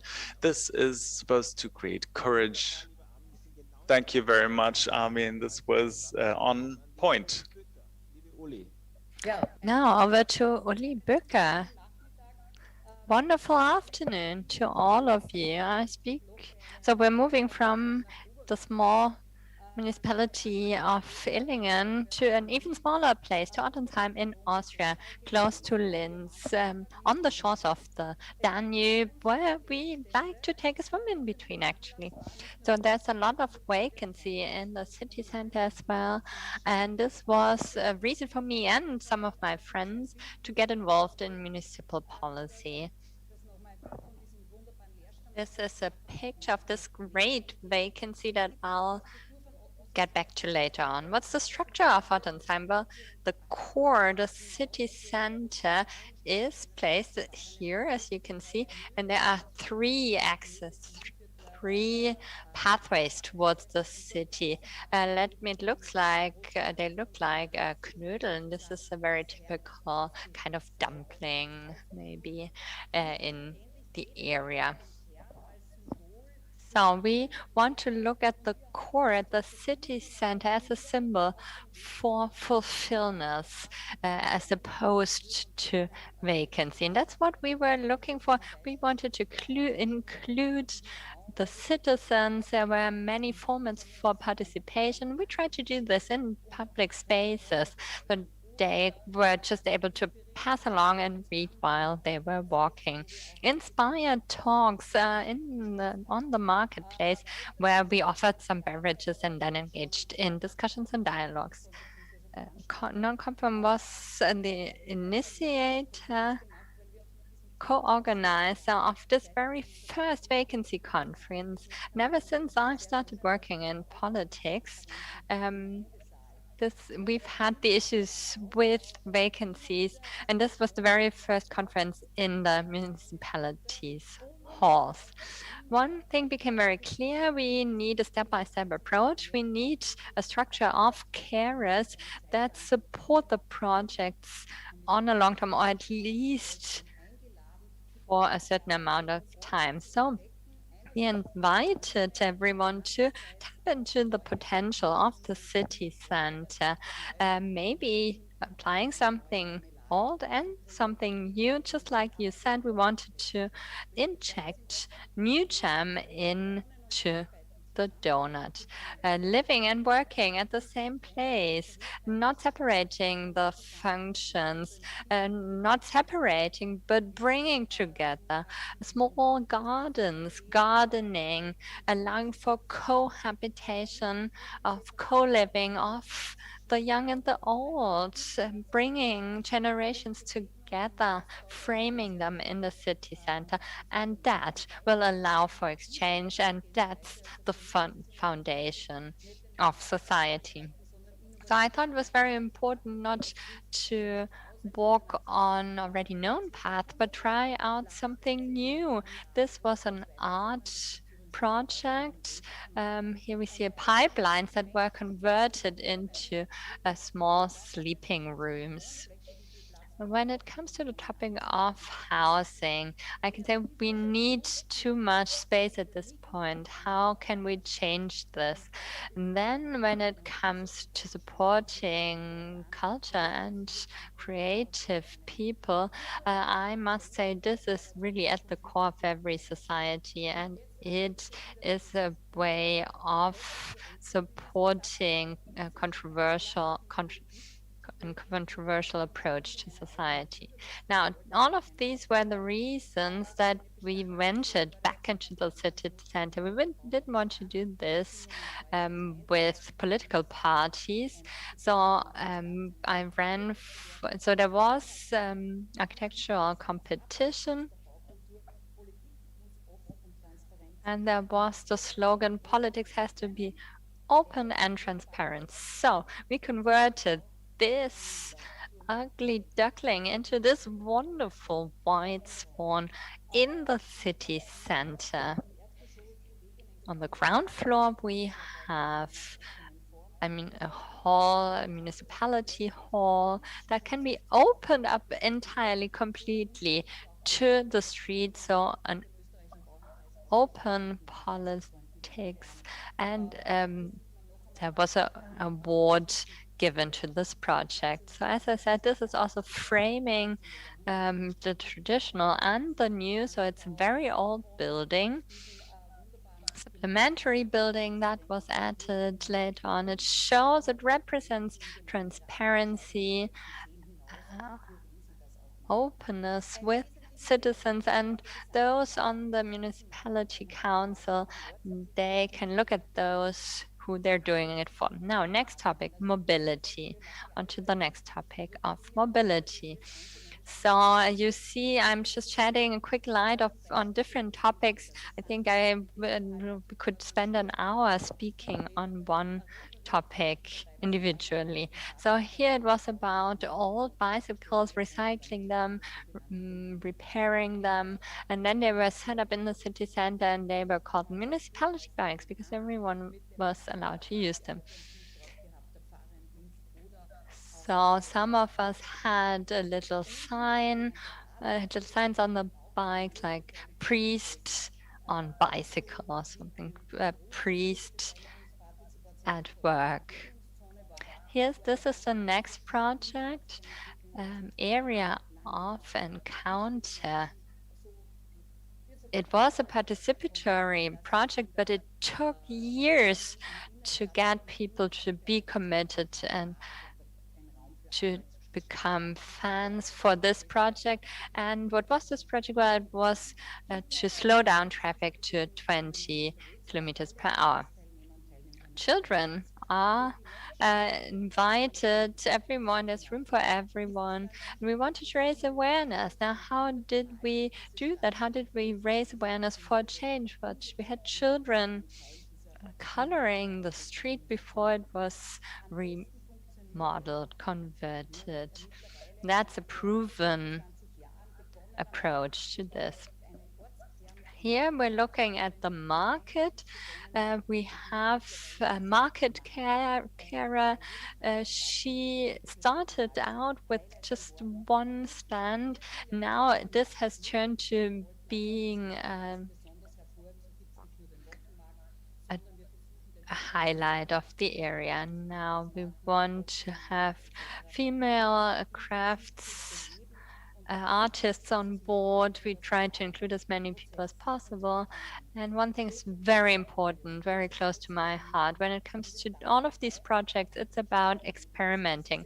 It's about trying things out. So we are allowed to fail. Nothing is prohibited. But however, before failing, let us work together. We had festivities. We celebrated this. We worked hard. We were committed. We opened a restructuring. We continued to further this market project of this market, and we're very proud of what we've achieved. So if you're interested, please come by. It's not perfect, but it's very much alive on the shores of the intercity, right in between. Thank you so much. Now let me try to summarize strategy 1, inner growth by outer development, innovative fillings, develop them together with citizens. And then there's one more thing that's very essential, potential jobs for carers, for architects, for project managers maybe, because this will help ideas become reality. We need to stay on course for 10 years because only by perseverance we can make new life visible. And only that will turn donuts into Berliners and the cause of our cities are brought back to life. So thank you so much for your attention. Thank you so much, Olli Böter, Mr. Gruber. I don't know how you felt. I had to smile all the time. A new building is boring, would be my new thesis. Everything I saw was quite inspiring. All of those different people coming together in a creative process, creating something. So my question goes out to the two mayors, Uli Bücker, Dr. König. What about your neighboring, your surrounding municipalities? What about the European level? Is there already a platform in place? Is there a framework for sharing these topics? Well, if I may start, I think there are many municipalities that were quite inspired. But we also learned from others. We were inspired by others. There are already model projects in place in Austria. I think Roland will know better, but there are already lighthouse projects where we were able to learn of. Roland, I think you will know how many there are. They also received awards. I apologize. Unfortunately, Dr. König is no longer with us at this point. He plays the piano, and I think he has some state business to attend to. And that's what makes his job so exciting. So, unfortunately, had to leave. Oli, I'm sure you know it from your experience, but what I can say is we need to speak about bringing people together. So we're here in the context of southern Germany and Austria. And this is important because if you can see the people who were involved, so this is about making people visible. If you can see those who worked tirelessly for more than 10 or 15 years, if you can see them succeed or even sometimes also fail, then this is inspiring. It's inspiring. You want to go there and experience it yourself. So this is about changing space. This is about being ready to enter a process, and it might take years before you see the changes in your own municipality. But without these images, without these role models, without these inspiring examples, nothing will happen. Now, what we need to do is to bring this to a new level. And we've heard it before, there's so much energy, so much resources there. And if we don't reactivate this, this means losing our cultural heritage. Maybe one thing I'd like to add. I've been working for the past 12 years as a mayor, and there was one thing that was very close to my heart. There are so many specialist terms like development planning process or others. So how can I explain this to people, to citizens, to artists that are there, people who are no specialists? How can I take them on board? Also, maybe one last remark from my side. What's so exciting is that young people are so interested in these kind of transformations, these kind of transformative projects. They live in between the old and the new already. So there's a high level of identification. They want to bring things, take them into the future. And I think the next generation, the generation that will have a say in Europe next, they are steering towards Europe. Well, applause for your project. I applaud the great work, the splendid work you've done in your municipalities, your commitment, your readiness, your will, your courage to transform. So that is maybe one thing, but what about the financial side of things? I'd like to have asked Dr. König if that's possible with the funds you have available in your municipalities. Now, this question I would like to pose it to Uli Böker. Are their sponsorship programs, maybe in Austria, maybe in Europe. They do exist, but they are hardly enough. So I think it is very crucial to speak about this on an EU level, because it's a debate we're now starting to have. We need to support also financially projects that are not too complicated. Smaller municipalities and their administrations are not set up in a way that they can bear the brunt and take on this burden. But the EU is so crucial in this regard. Yes, it's true. In Illingen too, sponsorships were tapped into. The first program, you mentioned it. However, this still falls short of what is needed. It cannot be done by the public sphere alone. They cannot be the sole drivers. Everyone involved has to be motivated to get on board. And I think there's still some work to do when it comes to this. So it's not so easy making funds available, sponsorship available to private people. Then there's another topic I'd like to bring up in this context. You need to persevere. Programs might take 2 to 3 years. Projects can take 2 to 3 years, but they're already not much can be seen at this point. So you need more time, and then there needs to be a new way of functioning these participatory projects.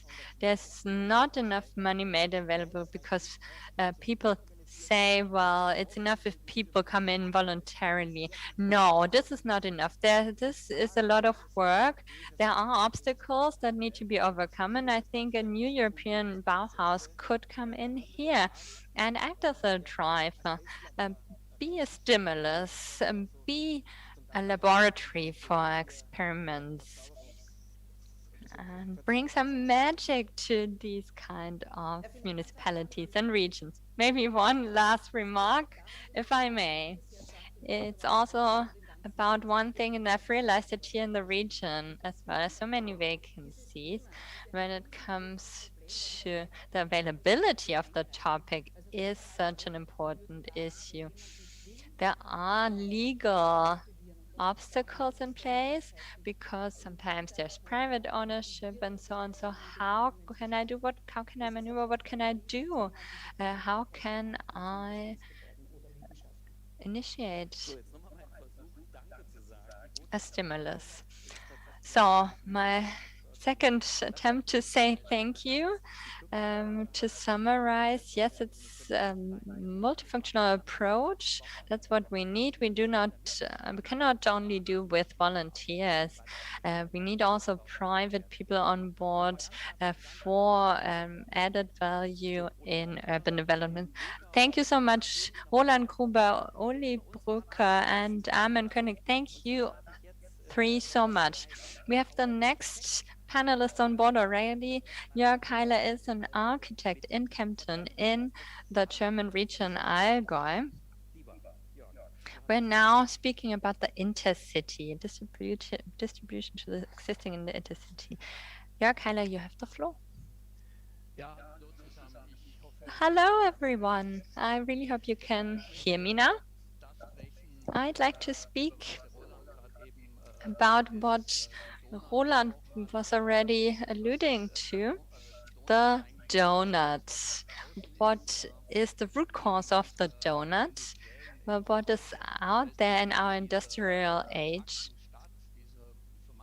Next to this compact city, these traditional cities and villages, what's come into being is this unloved intercity. What do we find? There were everything that didn't have and doesn't have any room anymore in the cities and municipalities. This, however, was not by accident. It's something we caused. Our way of living, of having free time, spending our free time, of mobility, of working and living. So our realities our habits have caused this. It's part of our European cultural sphere, part of our everyday life. So I think it's something we need to take a closer look at of what's there, of what exists in our everyday life and cultural sphere. Now looking at the 7% of Germany, that's what we used to inhabit. Now we're at 14%. So this is twice as much. And that makes one thing very clear. Well, the condensed housing, residential complexes is something we did not adhere to. There have been technological transformations, digital transformation, our society and our workplace changed so much. So this means that we have now twice the use of land. I tried to show this with my example. Since 1950, so I used the Lake Constance as an example. So we have had this as a construction area for parks, for our free time activities. Henri Lefebvre already said this in the 1970s. Tissue Aubert.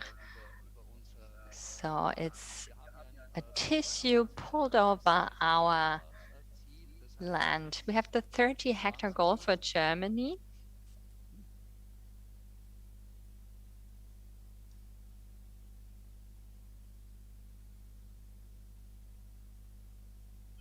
Lieber Jörg, wir können dich hören.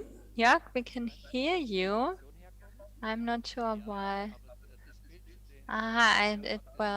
Why you're disoriented. Well, I was just informed that you cannot see my slide, my presentation. Yes, your presentation. Yes. Could you just, my recommendation to you would be to continue talking and we'll take care of everything else.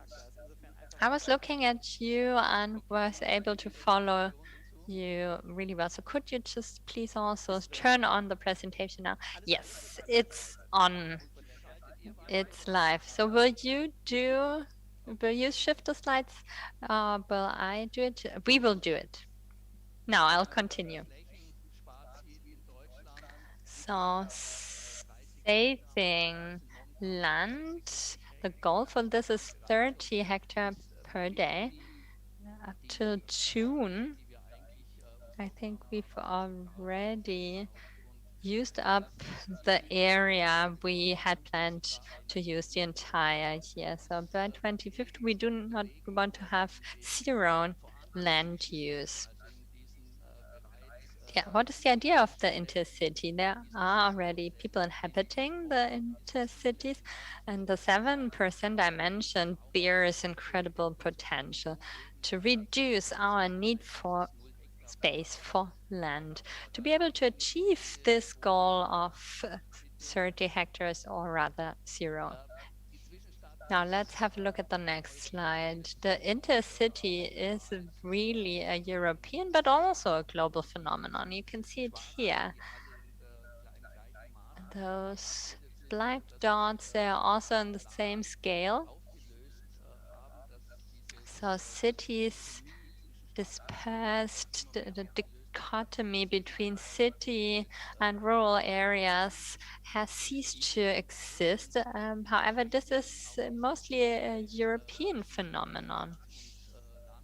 Reality, so the difference between city and countryside has vanished. So what is needed is a new way of understanding and of interpreting city and rural regions. To find out how Netherlands deals with that, we'll hear later on from Tabula. Now, let's turn to the next slide. This is not only about quantitative aspects Looking at the intercity, we can say that we can see the characteristics of a shifting society and more individualization, difference between work and life, the drifting apart of city and rural regions. And it's something that manifests in our city space. Thomas Sieverts said it well in the 1990s. Together with his colleagues from Ladenburg, he published this in Zwischenstadt Intercity. What is his thesis? Well, it's not only a technical process, but rather societal shifts that can be seen in these sort of cities. What can we see in the next slide? Kohlhaas researched this. Topic was countryside. Societies cannot be split up into merely urban and merely rural spaces. So 10% is rural, but 30% remain if you research this further, and it's something that's difficult to understand. So he says architecture and urban development has to be brought together with social sciences to understand what this intercity is. So there's a lot of potential there. Let's turn to the next slide. There is a lot of potential for these European intercities. Rather, they bear a lot of potential. The European intercity bear high potential for the Green Deal and the NEB, the new European Bauhaus. It's something that's characteristic for our post-industrial age. So these intercities are. Now we need to transform this into a spatial age. It's about mixing things that were once separated and bringing things together that seem inseparable. It's a new interpretation of the urban that we need at the same place. And this is a clear message to the intercities. I'd also like to use some examples to illustrate this. Similarity, uniformity can help to revive, to generate urban centers, the homogeneous intercities like the ones we can see here on the right. That can be the intercities of the futures. That can be the intercities of the future. On the left, we have the intercity from 2021. New interpretation of the intercities, places where that are vacant, where there's no one, can become places for everyone. Free, open areas where people can meet, urban space that are open for society. Now also, so the city is taken back over by citizens and their individual forms of mobility. Let's look at the next slide. The concept of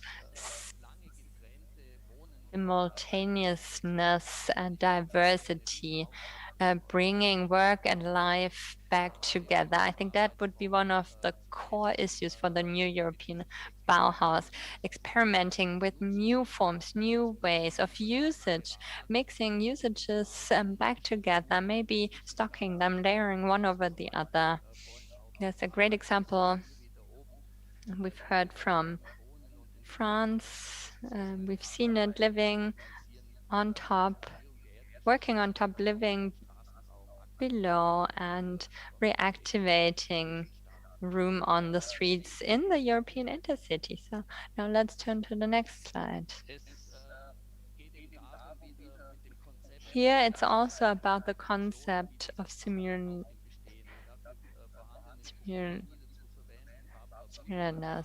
reusing same structures. And we'll hear from Barbara Buser later from the Grace project from Switzerland, where we have overlaying structures. This contains circular and lightweight structures, so these intercity structures that are limited to the ground floor, we can complement this structure and create a functional mixture. At the same time, we can integrate the big theme of saving space and land. The connection and the interconnectedness of different aspects in the same space in the age of the Anthropocene, where it's not possible to find spaces without human traces, where the separation of nature and culture is no longer really possible. It is our task to link nature and culture, nature and buildings. They are no longer separated from each other as in the intercity of 2021, but rather they intermix and intermingle. They create new spaces, especially in the European context, in the European political context. They provide new opportunities for European agriculture, for urban farmers, especially now that we are discovering new public spaces in order to create more distance, in order to increase our spaces. They provide new open gathering spaces. A huge potential is presented by these spaces because these spaces are aesthetic in the sense that they enable being sensitive to something, being perceptive of something. So we are changing these spaces in the sense of making them livable and experienceable in the sensory way. Only this way can it be possible for people to identify with these spaces, creating a home eventually. Nonetheless, even if there are individual examples, good examples from the intercity, we can state that the intercity continues to present an unsolved question in Europe. There is a bit of research and academic research. Thomas Sieverts is an important name in this discourse, but also Randstad in the Netherlands or in Italy and the States. There's a broad-based discussion on this so-called urban sprawl. However, it has not arrived in politics, in society yet. Francesco Carreri puts it like this: it's the backside, it's the flip side of this medal that Roland mentioned earlier. It's this external aspect which is somewhere else, but which we need to integrate. It's the flip side of the moon, which we cannot see, but which is nonetheless important. The new European Bauhaus would present a perfect realm for experimenting in European intercities. The new European Bauhaus would be perfect as a laboratory of reality for creative transformation, for the necessary creative transformation for these intercity structures, because at the moment they are by no means ecological or socially viable. They are undergoing a similar transformation process as are these donut towns. So they need reality labs, which the European Bauhaus would present an amazing platform for. there could be research on this, because we have major questions when it comes to emission protection, usage, regulations, and so on. Now you froze. Ladies and gentlemen, unfortunately, towards the very end, Jörg Heiler seemed to freeze mid-sentence. Jörg, I don't know if you can hear me now, but I would like to thank you for this in-depth elaboration on the topic. And even if you say not much has happened, there are examples, one of which you alluded to. One of which is the Lagerplatz in Winterthur. I'm looking forward to hearing from Barbara Buse. She's an architect from Basel. We've heard from her colleague earlier. And this is about integrating the intercity. Barbara, can you hear me? Please, you have the floor. I'm a bit hesitant to present my contribution after this marathon of discussions, but it has been announced, so here we go. Can you see my screen?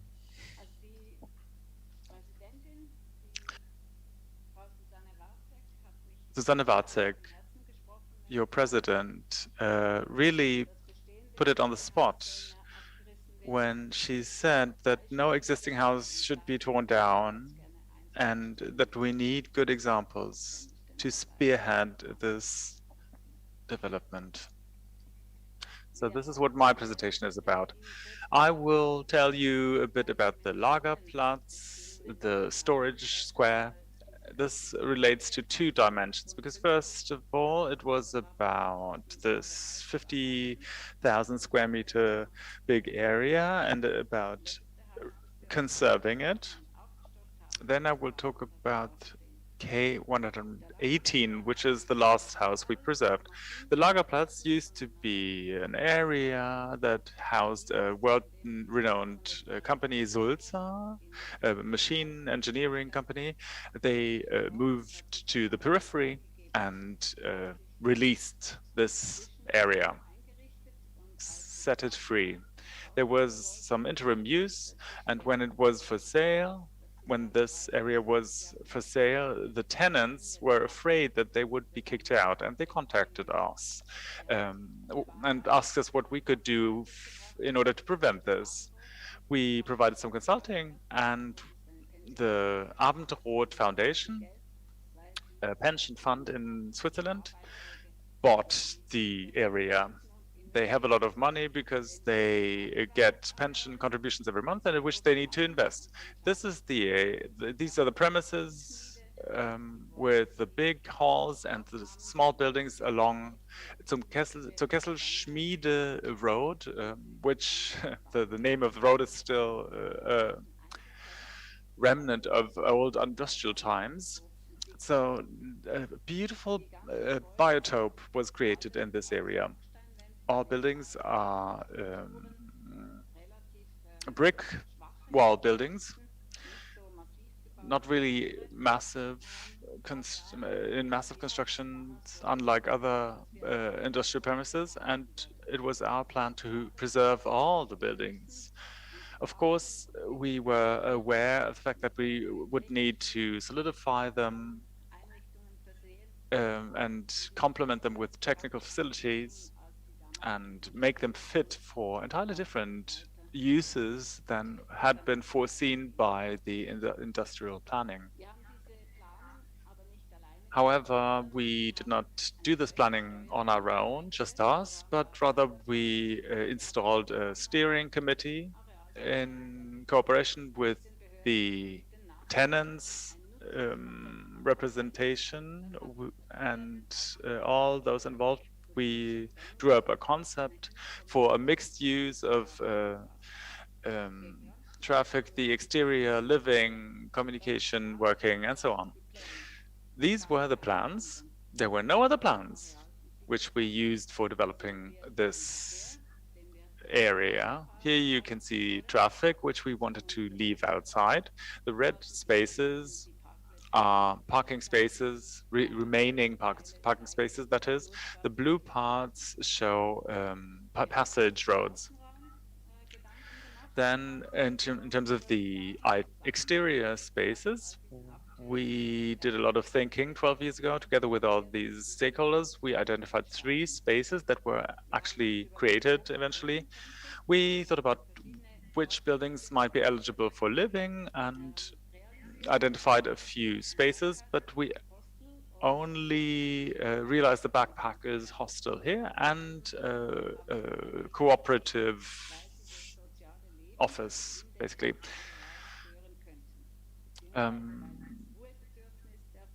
Other than that, we tried to allow for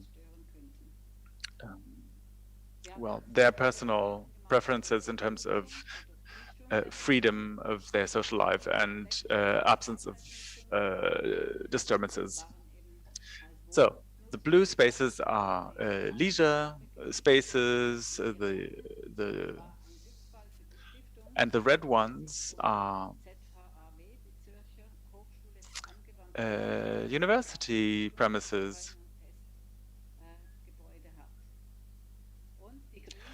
And the green spaces represent all kinds of service providers. When it comes to energy, we planned to fit all kinds of roofs with solar panels. And when it comes to warm water, we wanted to provide heating of warm water or warm water generation by means of solar panels.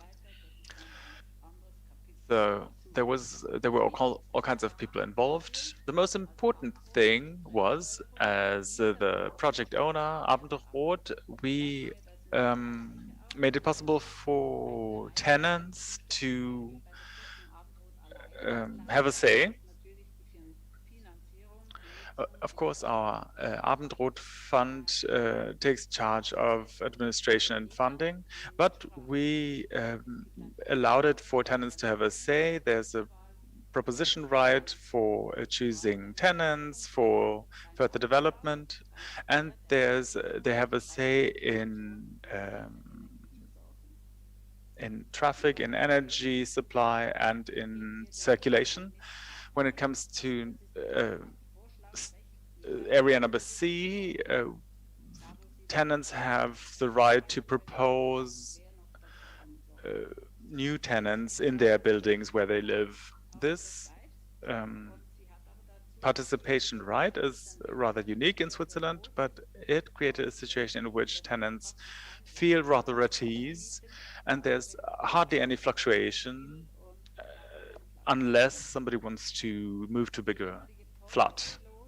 The former portier atrium or well, cabin became a cafe, and this is what it looks like in the hall when there's a flea market. Now we built a few stories on top of this old building. This is one of the rather weakly built brick wall halls, and we received permission to add 3 stories, which of course we were unable to just put on the weak foundation. We had to insert concrete slabs in order to offset the burden. This building was meant to be built from reused materials. There was a preliminary phase which was funded by the Abendrot Foundation with 500,000 francs. We identified a steel structure and determined what we wanted to reuse. We tested the steel and disassembled it and put it in interim storage. Then, when it comes to windows, there are thousands of windows that are removed from buildings, which we have had, which we were able to salvage. Then there were these wavy plates, corrugated sheets, which we could salvage. We didn't take the insulation material, but this is what our construction looked like in a mock-up. We started with the aluminum sheets. They had been painted red. Of course, we disregarded the option of painting them in a new color. This would have defeated the purpose. These windows are usually discarded or disposed of in Switzerland. We reused them, and then we used these wooden frames and straw to fill it for insulation.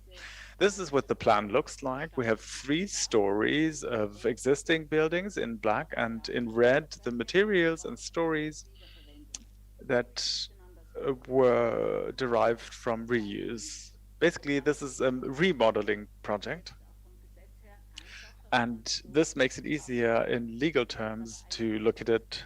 But this is a finding that we have only arrived at after the project was finished.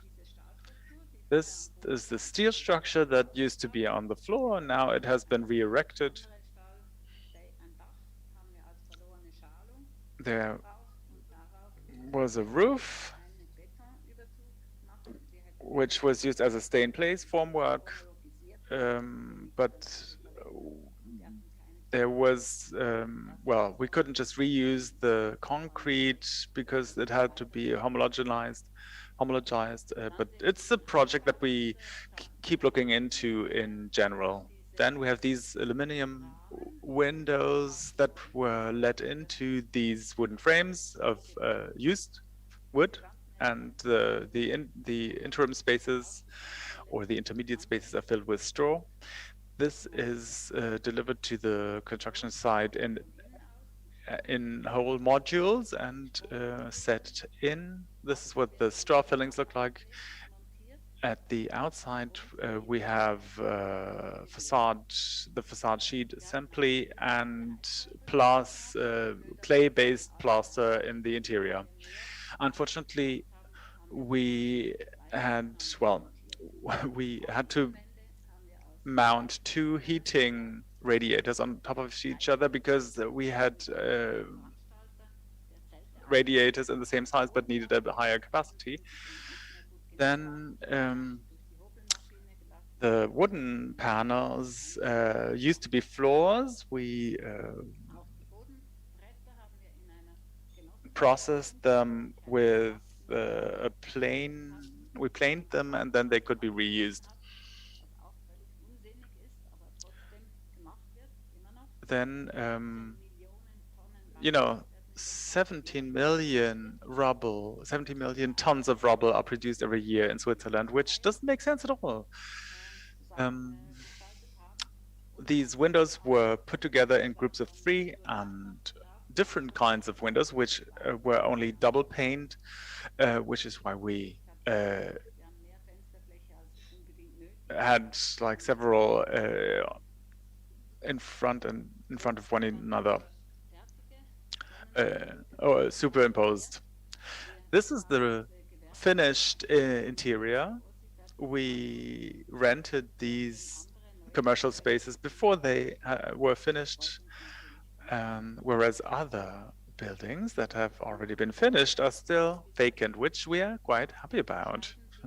Here you can see these recycled concrete sheets or slabs,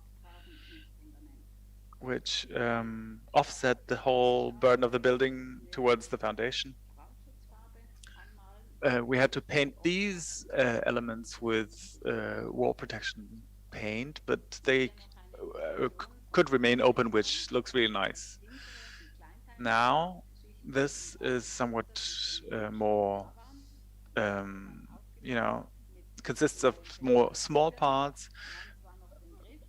These old windows still have their handles. It would have been too much work to take them, to remove them.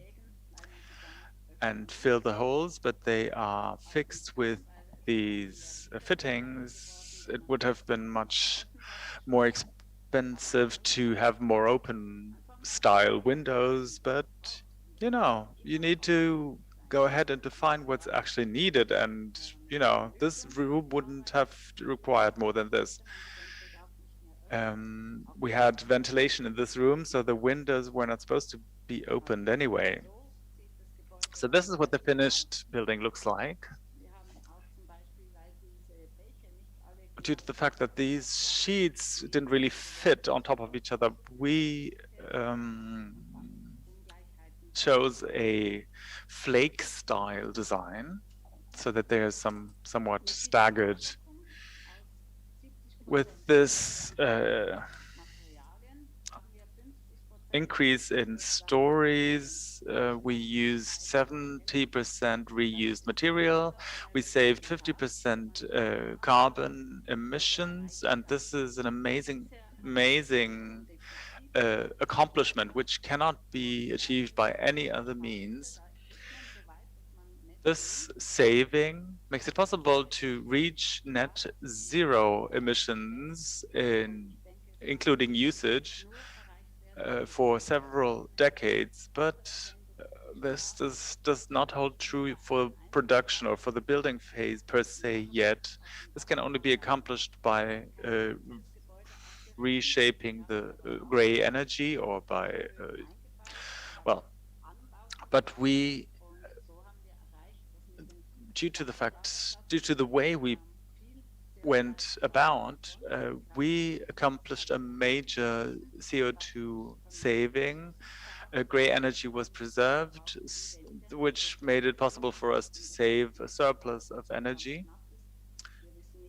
And, you know, these 17 million tons of waste, we don't know where to put it.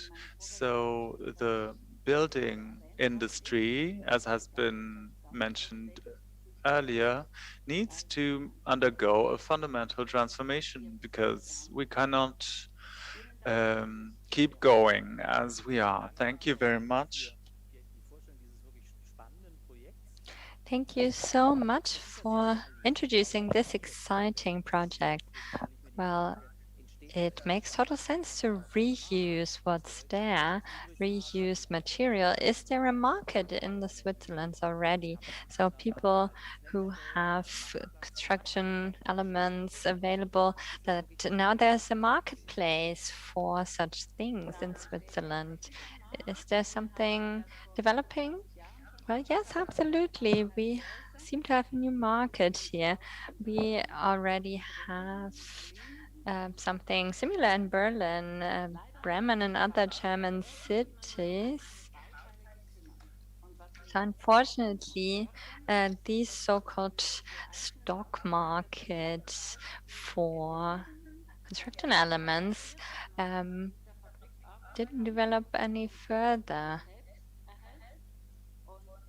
They are great for reuse because it's energy efficient and mostly of good materials. At this point in time, we're planning for an online platform that will include the time factor.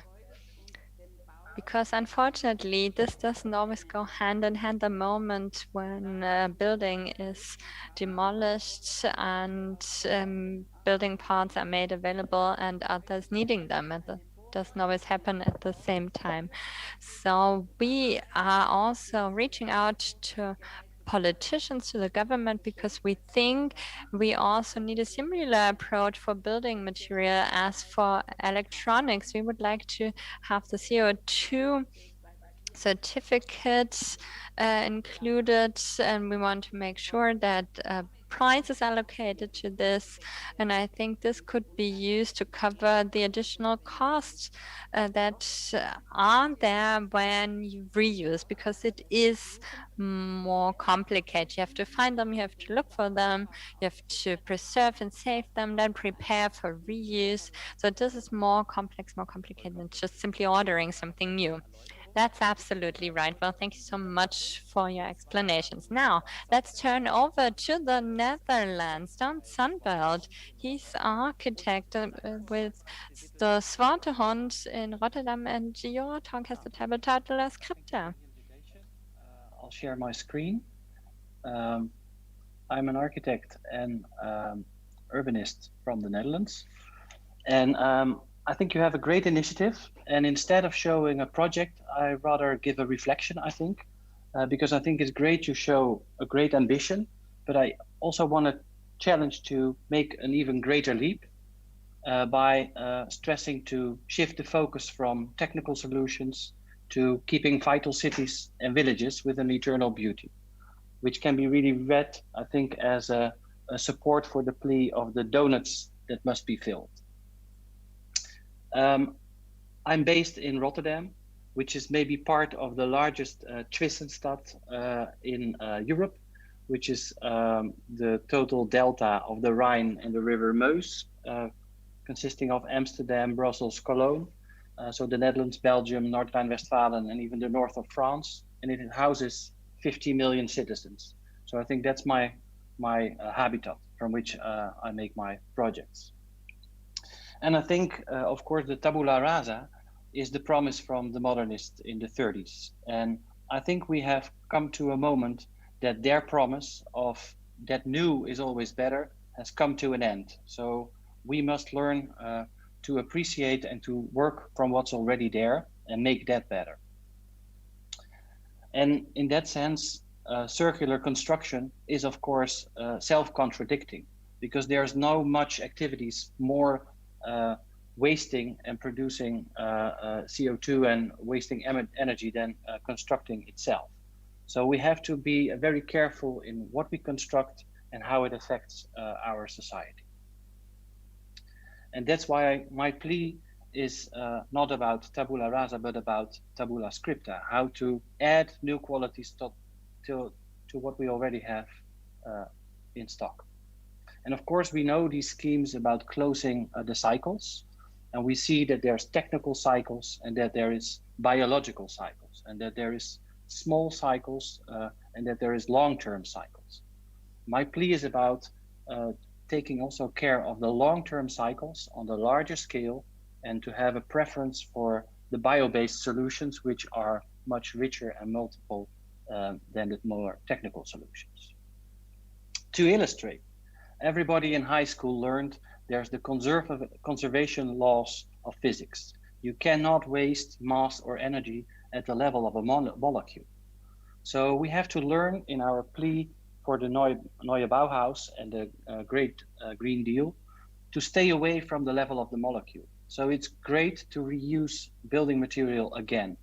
It's even better to reuse building elements, but it already starts to become really good when we reuse our buildings.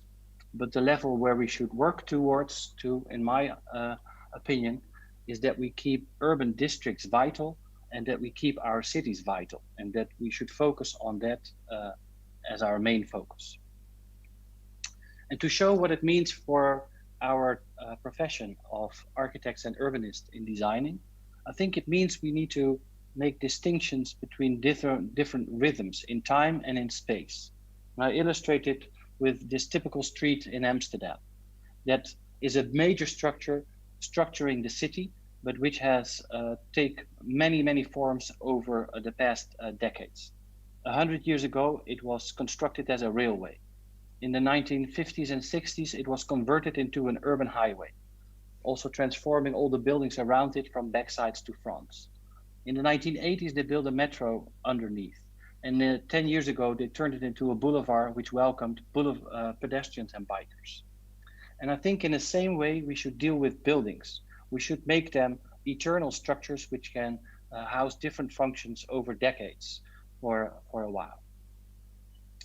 And that also means a redefinition of how our districts work. 100 years ago, Van Eesteren and the Siam Fellows promoted the Mondrian-like classics to make monofunctional districts, which were in a low density. But I think the future of European cities and villages should be about much more mixed districts, which deliver a much more dynamic and also vital place. I did a study as a as a national urbanist, which was called the Metro Mix: how to mix living and working and traffic in a much more gentle way. And we came to the conclusion it's best to mix at building block level, to make buildings with monofunctional use and put them next to each other to create mixed use districts, and to take care of the ground floors, because community life cannot defy gravity. It just takes place at the ground floor and at the street. So at that level, we need to produce plinth or ground floors that have a life during the morning, during the afternoon, and in the evening and in the weekend. So the ultimate mix of districts is high frequency plinth of ground floors on underneath monofunctional buildings that create lively districts. And those mixes don't have to be the same everywhere. Like the Mondrian work was inspired by Manhattan, we also took a look at Manhattan, how the different mixes of living and working and other city amenities take place. And we found that there are actually at least three categories for having a mix. There's a mix which is called the buzz, which has all the main amenities and has city life bustling till late at night. But also around the corner, you find room for fuzz, where there's room for traffic, for industrial activities, and maybe more experimental forms of living with a loft-like living with a music studio in your house. But also around the corner, you can find the calm, where there's room for green and water. And in those brownstones, you can work or go to school, stay at a hotel, or just live. And those three mixes can be the base for our future cities and villages in Europe. We also applied this already in larger urban strategies for the city of The Hague, for example. And it also comes to what type of building forms are more suited. And that's what I call the eternal beauty, or maybe more accurately, ewige Schönheit. It's not only about that those buildings look beautiful and that they're taken care of and loved by the communities, but that they also don't have a large ecological footprint. And high rises, for example, tend to have a very large footprint because they are very much depending on technical solutions, and they're at the level of extreme weather conditions. So my plea is to make mostly urban blocks, like we know from everywhere in Europe, which are maybe 6 to 12 stories tall and can have house all these functions, from apartments to schools, from offices to hotels. And they can be still protected by trees and other natural elements. As part of the national government of government advisors, I was the national urbanist for the past years. I also advised the Dutch government on how to finance these developments, because I think it's not just for our profession of designers. I think the whole European and national governments are at stake in making the Green Deal real. So we made, with these rainbow of indicators, we showed how new construction sites had an impact on the working of society at large, of how our cities and villages operate, and how that could be for the better or for the worse. And our main plea was, look beyond the construction site. It's good to do well within the construction site, but the main challenge should be that they have a positive effect on the challenges that are outside of the construction site. And to illustrate, at least in the Netherlands, but I think across Europe, we saw in the past decades a vicious circle in which we started to live further and further away from our work. We use the car much more, we're depending on it, and every time we actually fueled the need for more mobility. I think it's time to turn this circle around, this spiral around, to a virtuous circle, which can be created by making villages and towns more dense, so that they're less car dependent and give more people the opportunity to organize their daily life in the proximity of their house, having more healthy mobility and having porous environments which can also deal with climate change. And this is not only a plea of an ideology, this is also science and economics. We could convince and show that more urban districts produce less mobility, and that urban districts have larger shares of pedestrians and bikers. And this is not only true for new areas. We discovered that new areas can also change the behavior of existing urban districts. And this has a huge impact. In the Netherlands, we have to build another 1 million homes, more or less. And they are in addition to the already 8 million homes that we have. And we discovered that we could change the behavior by adding new houses in the proximity of the existing houses. And in, for example, the region of Amsterdam, the result of that was that the total amount of car traffic, we could reduce it by adding still 250,000 houses. So that has an enormous impact. And this is not only on an energetic level, but it's also on the social level. In the past year of Corona, we all discovered that the higher skilled people, they could stay at home and work online. But all these vital professions, they were driven out of the housing market by these well-earning professions, and they had to be at their work all the time. So they would benefit most of having a proximate life, living close to their work. That's my plea for Tabula Scripta, shifting the focus from technical solutions to vital cities and villages with an eternal beauty. Thank you.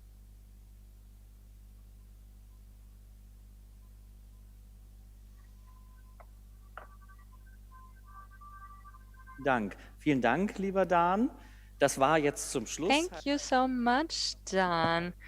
That provided a great overview on what we're about to expect, what we're about to do in urban development. But let us now go back to the topic with which we started with, the new European Bauhaus in the context of the Green Deal. We've seen so many topics we need to tackle, so many challenges to tackle, so many tasks to fulfill. So much to do. So it's not only about technology or architecture, it's about how to live together, how to allow citizens to live a good life, how to make space and resources available to the citizens, and how far can a European project take this on board? Maybe you could explain a bit, talk a bit about the position of the European Commission. We spoke about the aspects of the European Bauhaus, and it's a spin-off of the Green Deal. We've heard it already. The Green Deal is a reference to Roosevelt's New Deal. And it is the attempt of a transformation of the whole of society. Everyone will follow along. 40% of energy is produced by buildings itself, and when it comes to using buildings. We also heard about gray energy, so it's also important to think about how parts and building material is produced. So it cannot be done merely by providing drivers or initiatives. No, it has to be something, an attempt, an approach by all of society. And it's also an incredible opportunity because cities are there, they are visible, and what happens there can be seen. So the Commission decided that it has to be a triangle. We have to align 3 goals. Construction, building, has to be sustainable, it has to be good for society, and there has to be a certain aesthetics involved. And then it can be a success. Now, how should I imagine this? Projects could be proposed. Is there a jury, or is this a space for experiments? Is this like building stock where what's there has to be remodeled or made fit? Well, last autumn already, the initiative was launched by the EU. There were not many rules or regulations in place, and that was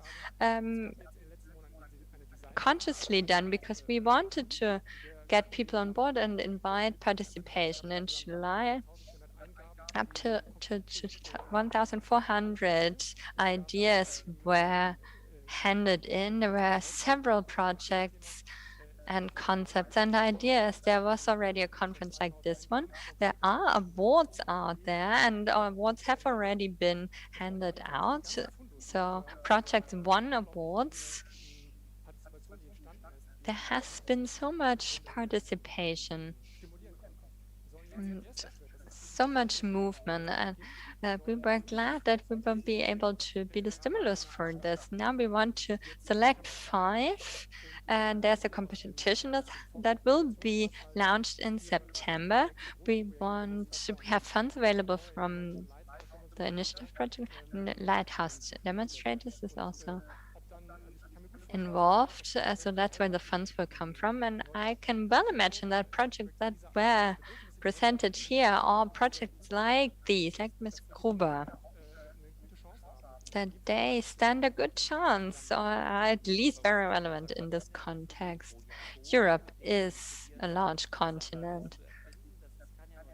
Now 5 approaches to try to start something new. What is the next step? What is the transformation in construction in Europe? So 5 projects that are labeled Bauhaus, Lighthouse Illustrators, as I imagine them. 3 and 5, up to 5 million euros are made available from European funds. 25 million overall. We've seen it today too. The project of the Bauhaus is multi-layered, and I think we will have several programs in place, research, climate change, and other topics. And my colleagues already started to allocate to cluster, and I think there are connections to other areas as well. And I think it has to do with regional topics as well, how to provide capacity buildings, but also how to fight energy, strategy to fight poverty. So we need to think all these aspects at the same time in order to have a livable Europe for everyone, not only an industry-based narrow focus. Thank you very much, Nicolas von Peter, for these closing remarks. Ladies and gentlemen, it's shortly after 4. We had 3 hours only, and this is a huge topic.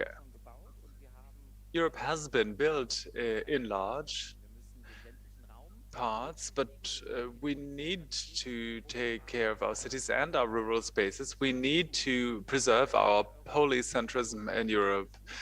Now we can just wish the European Commission well in choosing these 5 initiators within the European Bauhaus project. So I would encourage you to look into this. The question is not only how can we save CO2, which is a motor of climate change, how can we change our building culture, our dealing with this, with the whole sector, with policymakers, in order to keep Europe as a prosperous place, to keep Europe as a place worth living in.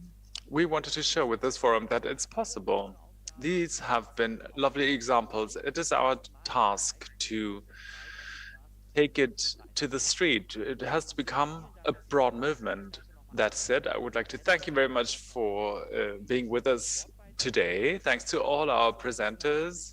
Instead of going to the swimming pool, they sat down in front of their computers and enriched us with their presentations. Thanks for being here on behalf of the European Commission. Thanks for launching these initiatives. Thanks for your interest in what urban planners and architects from Europe have to say about it. Thanks, and see you soon. Thank you very much. Bye-bye.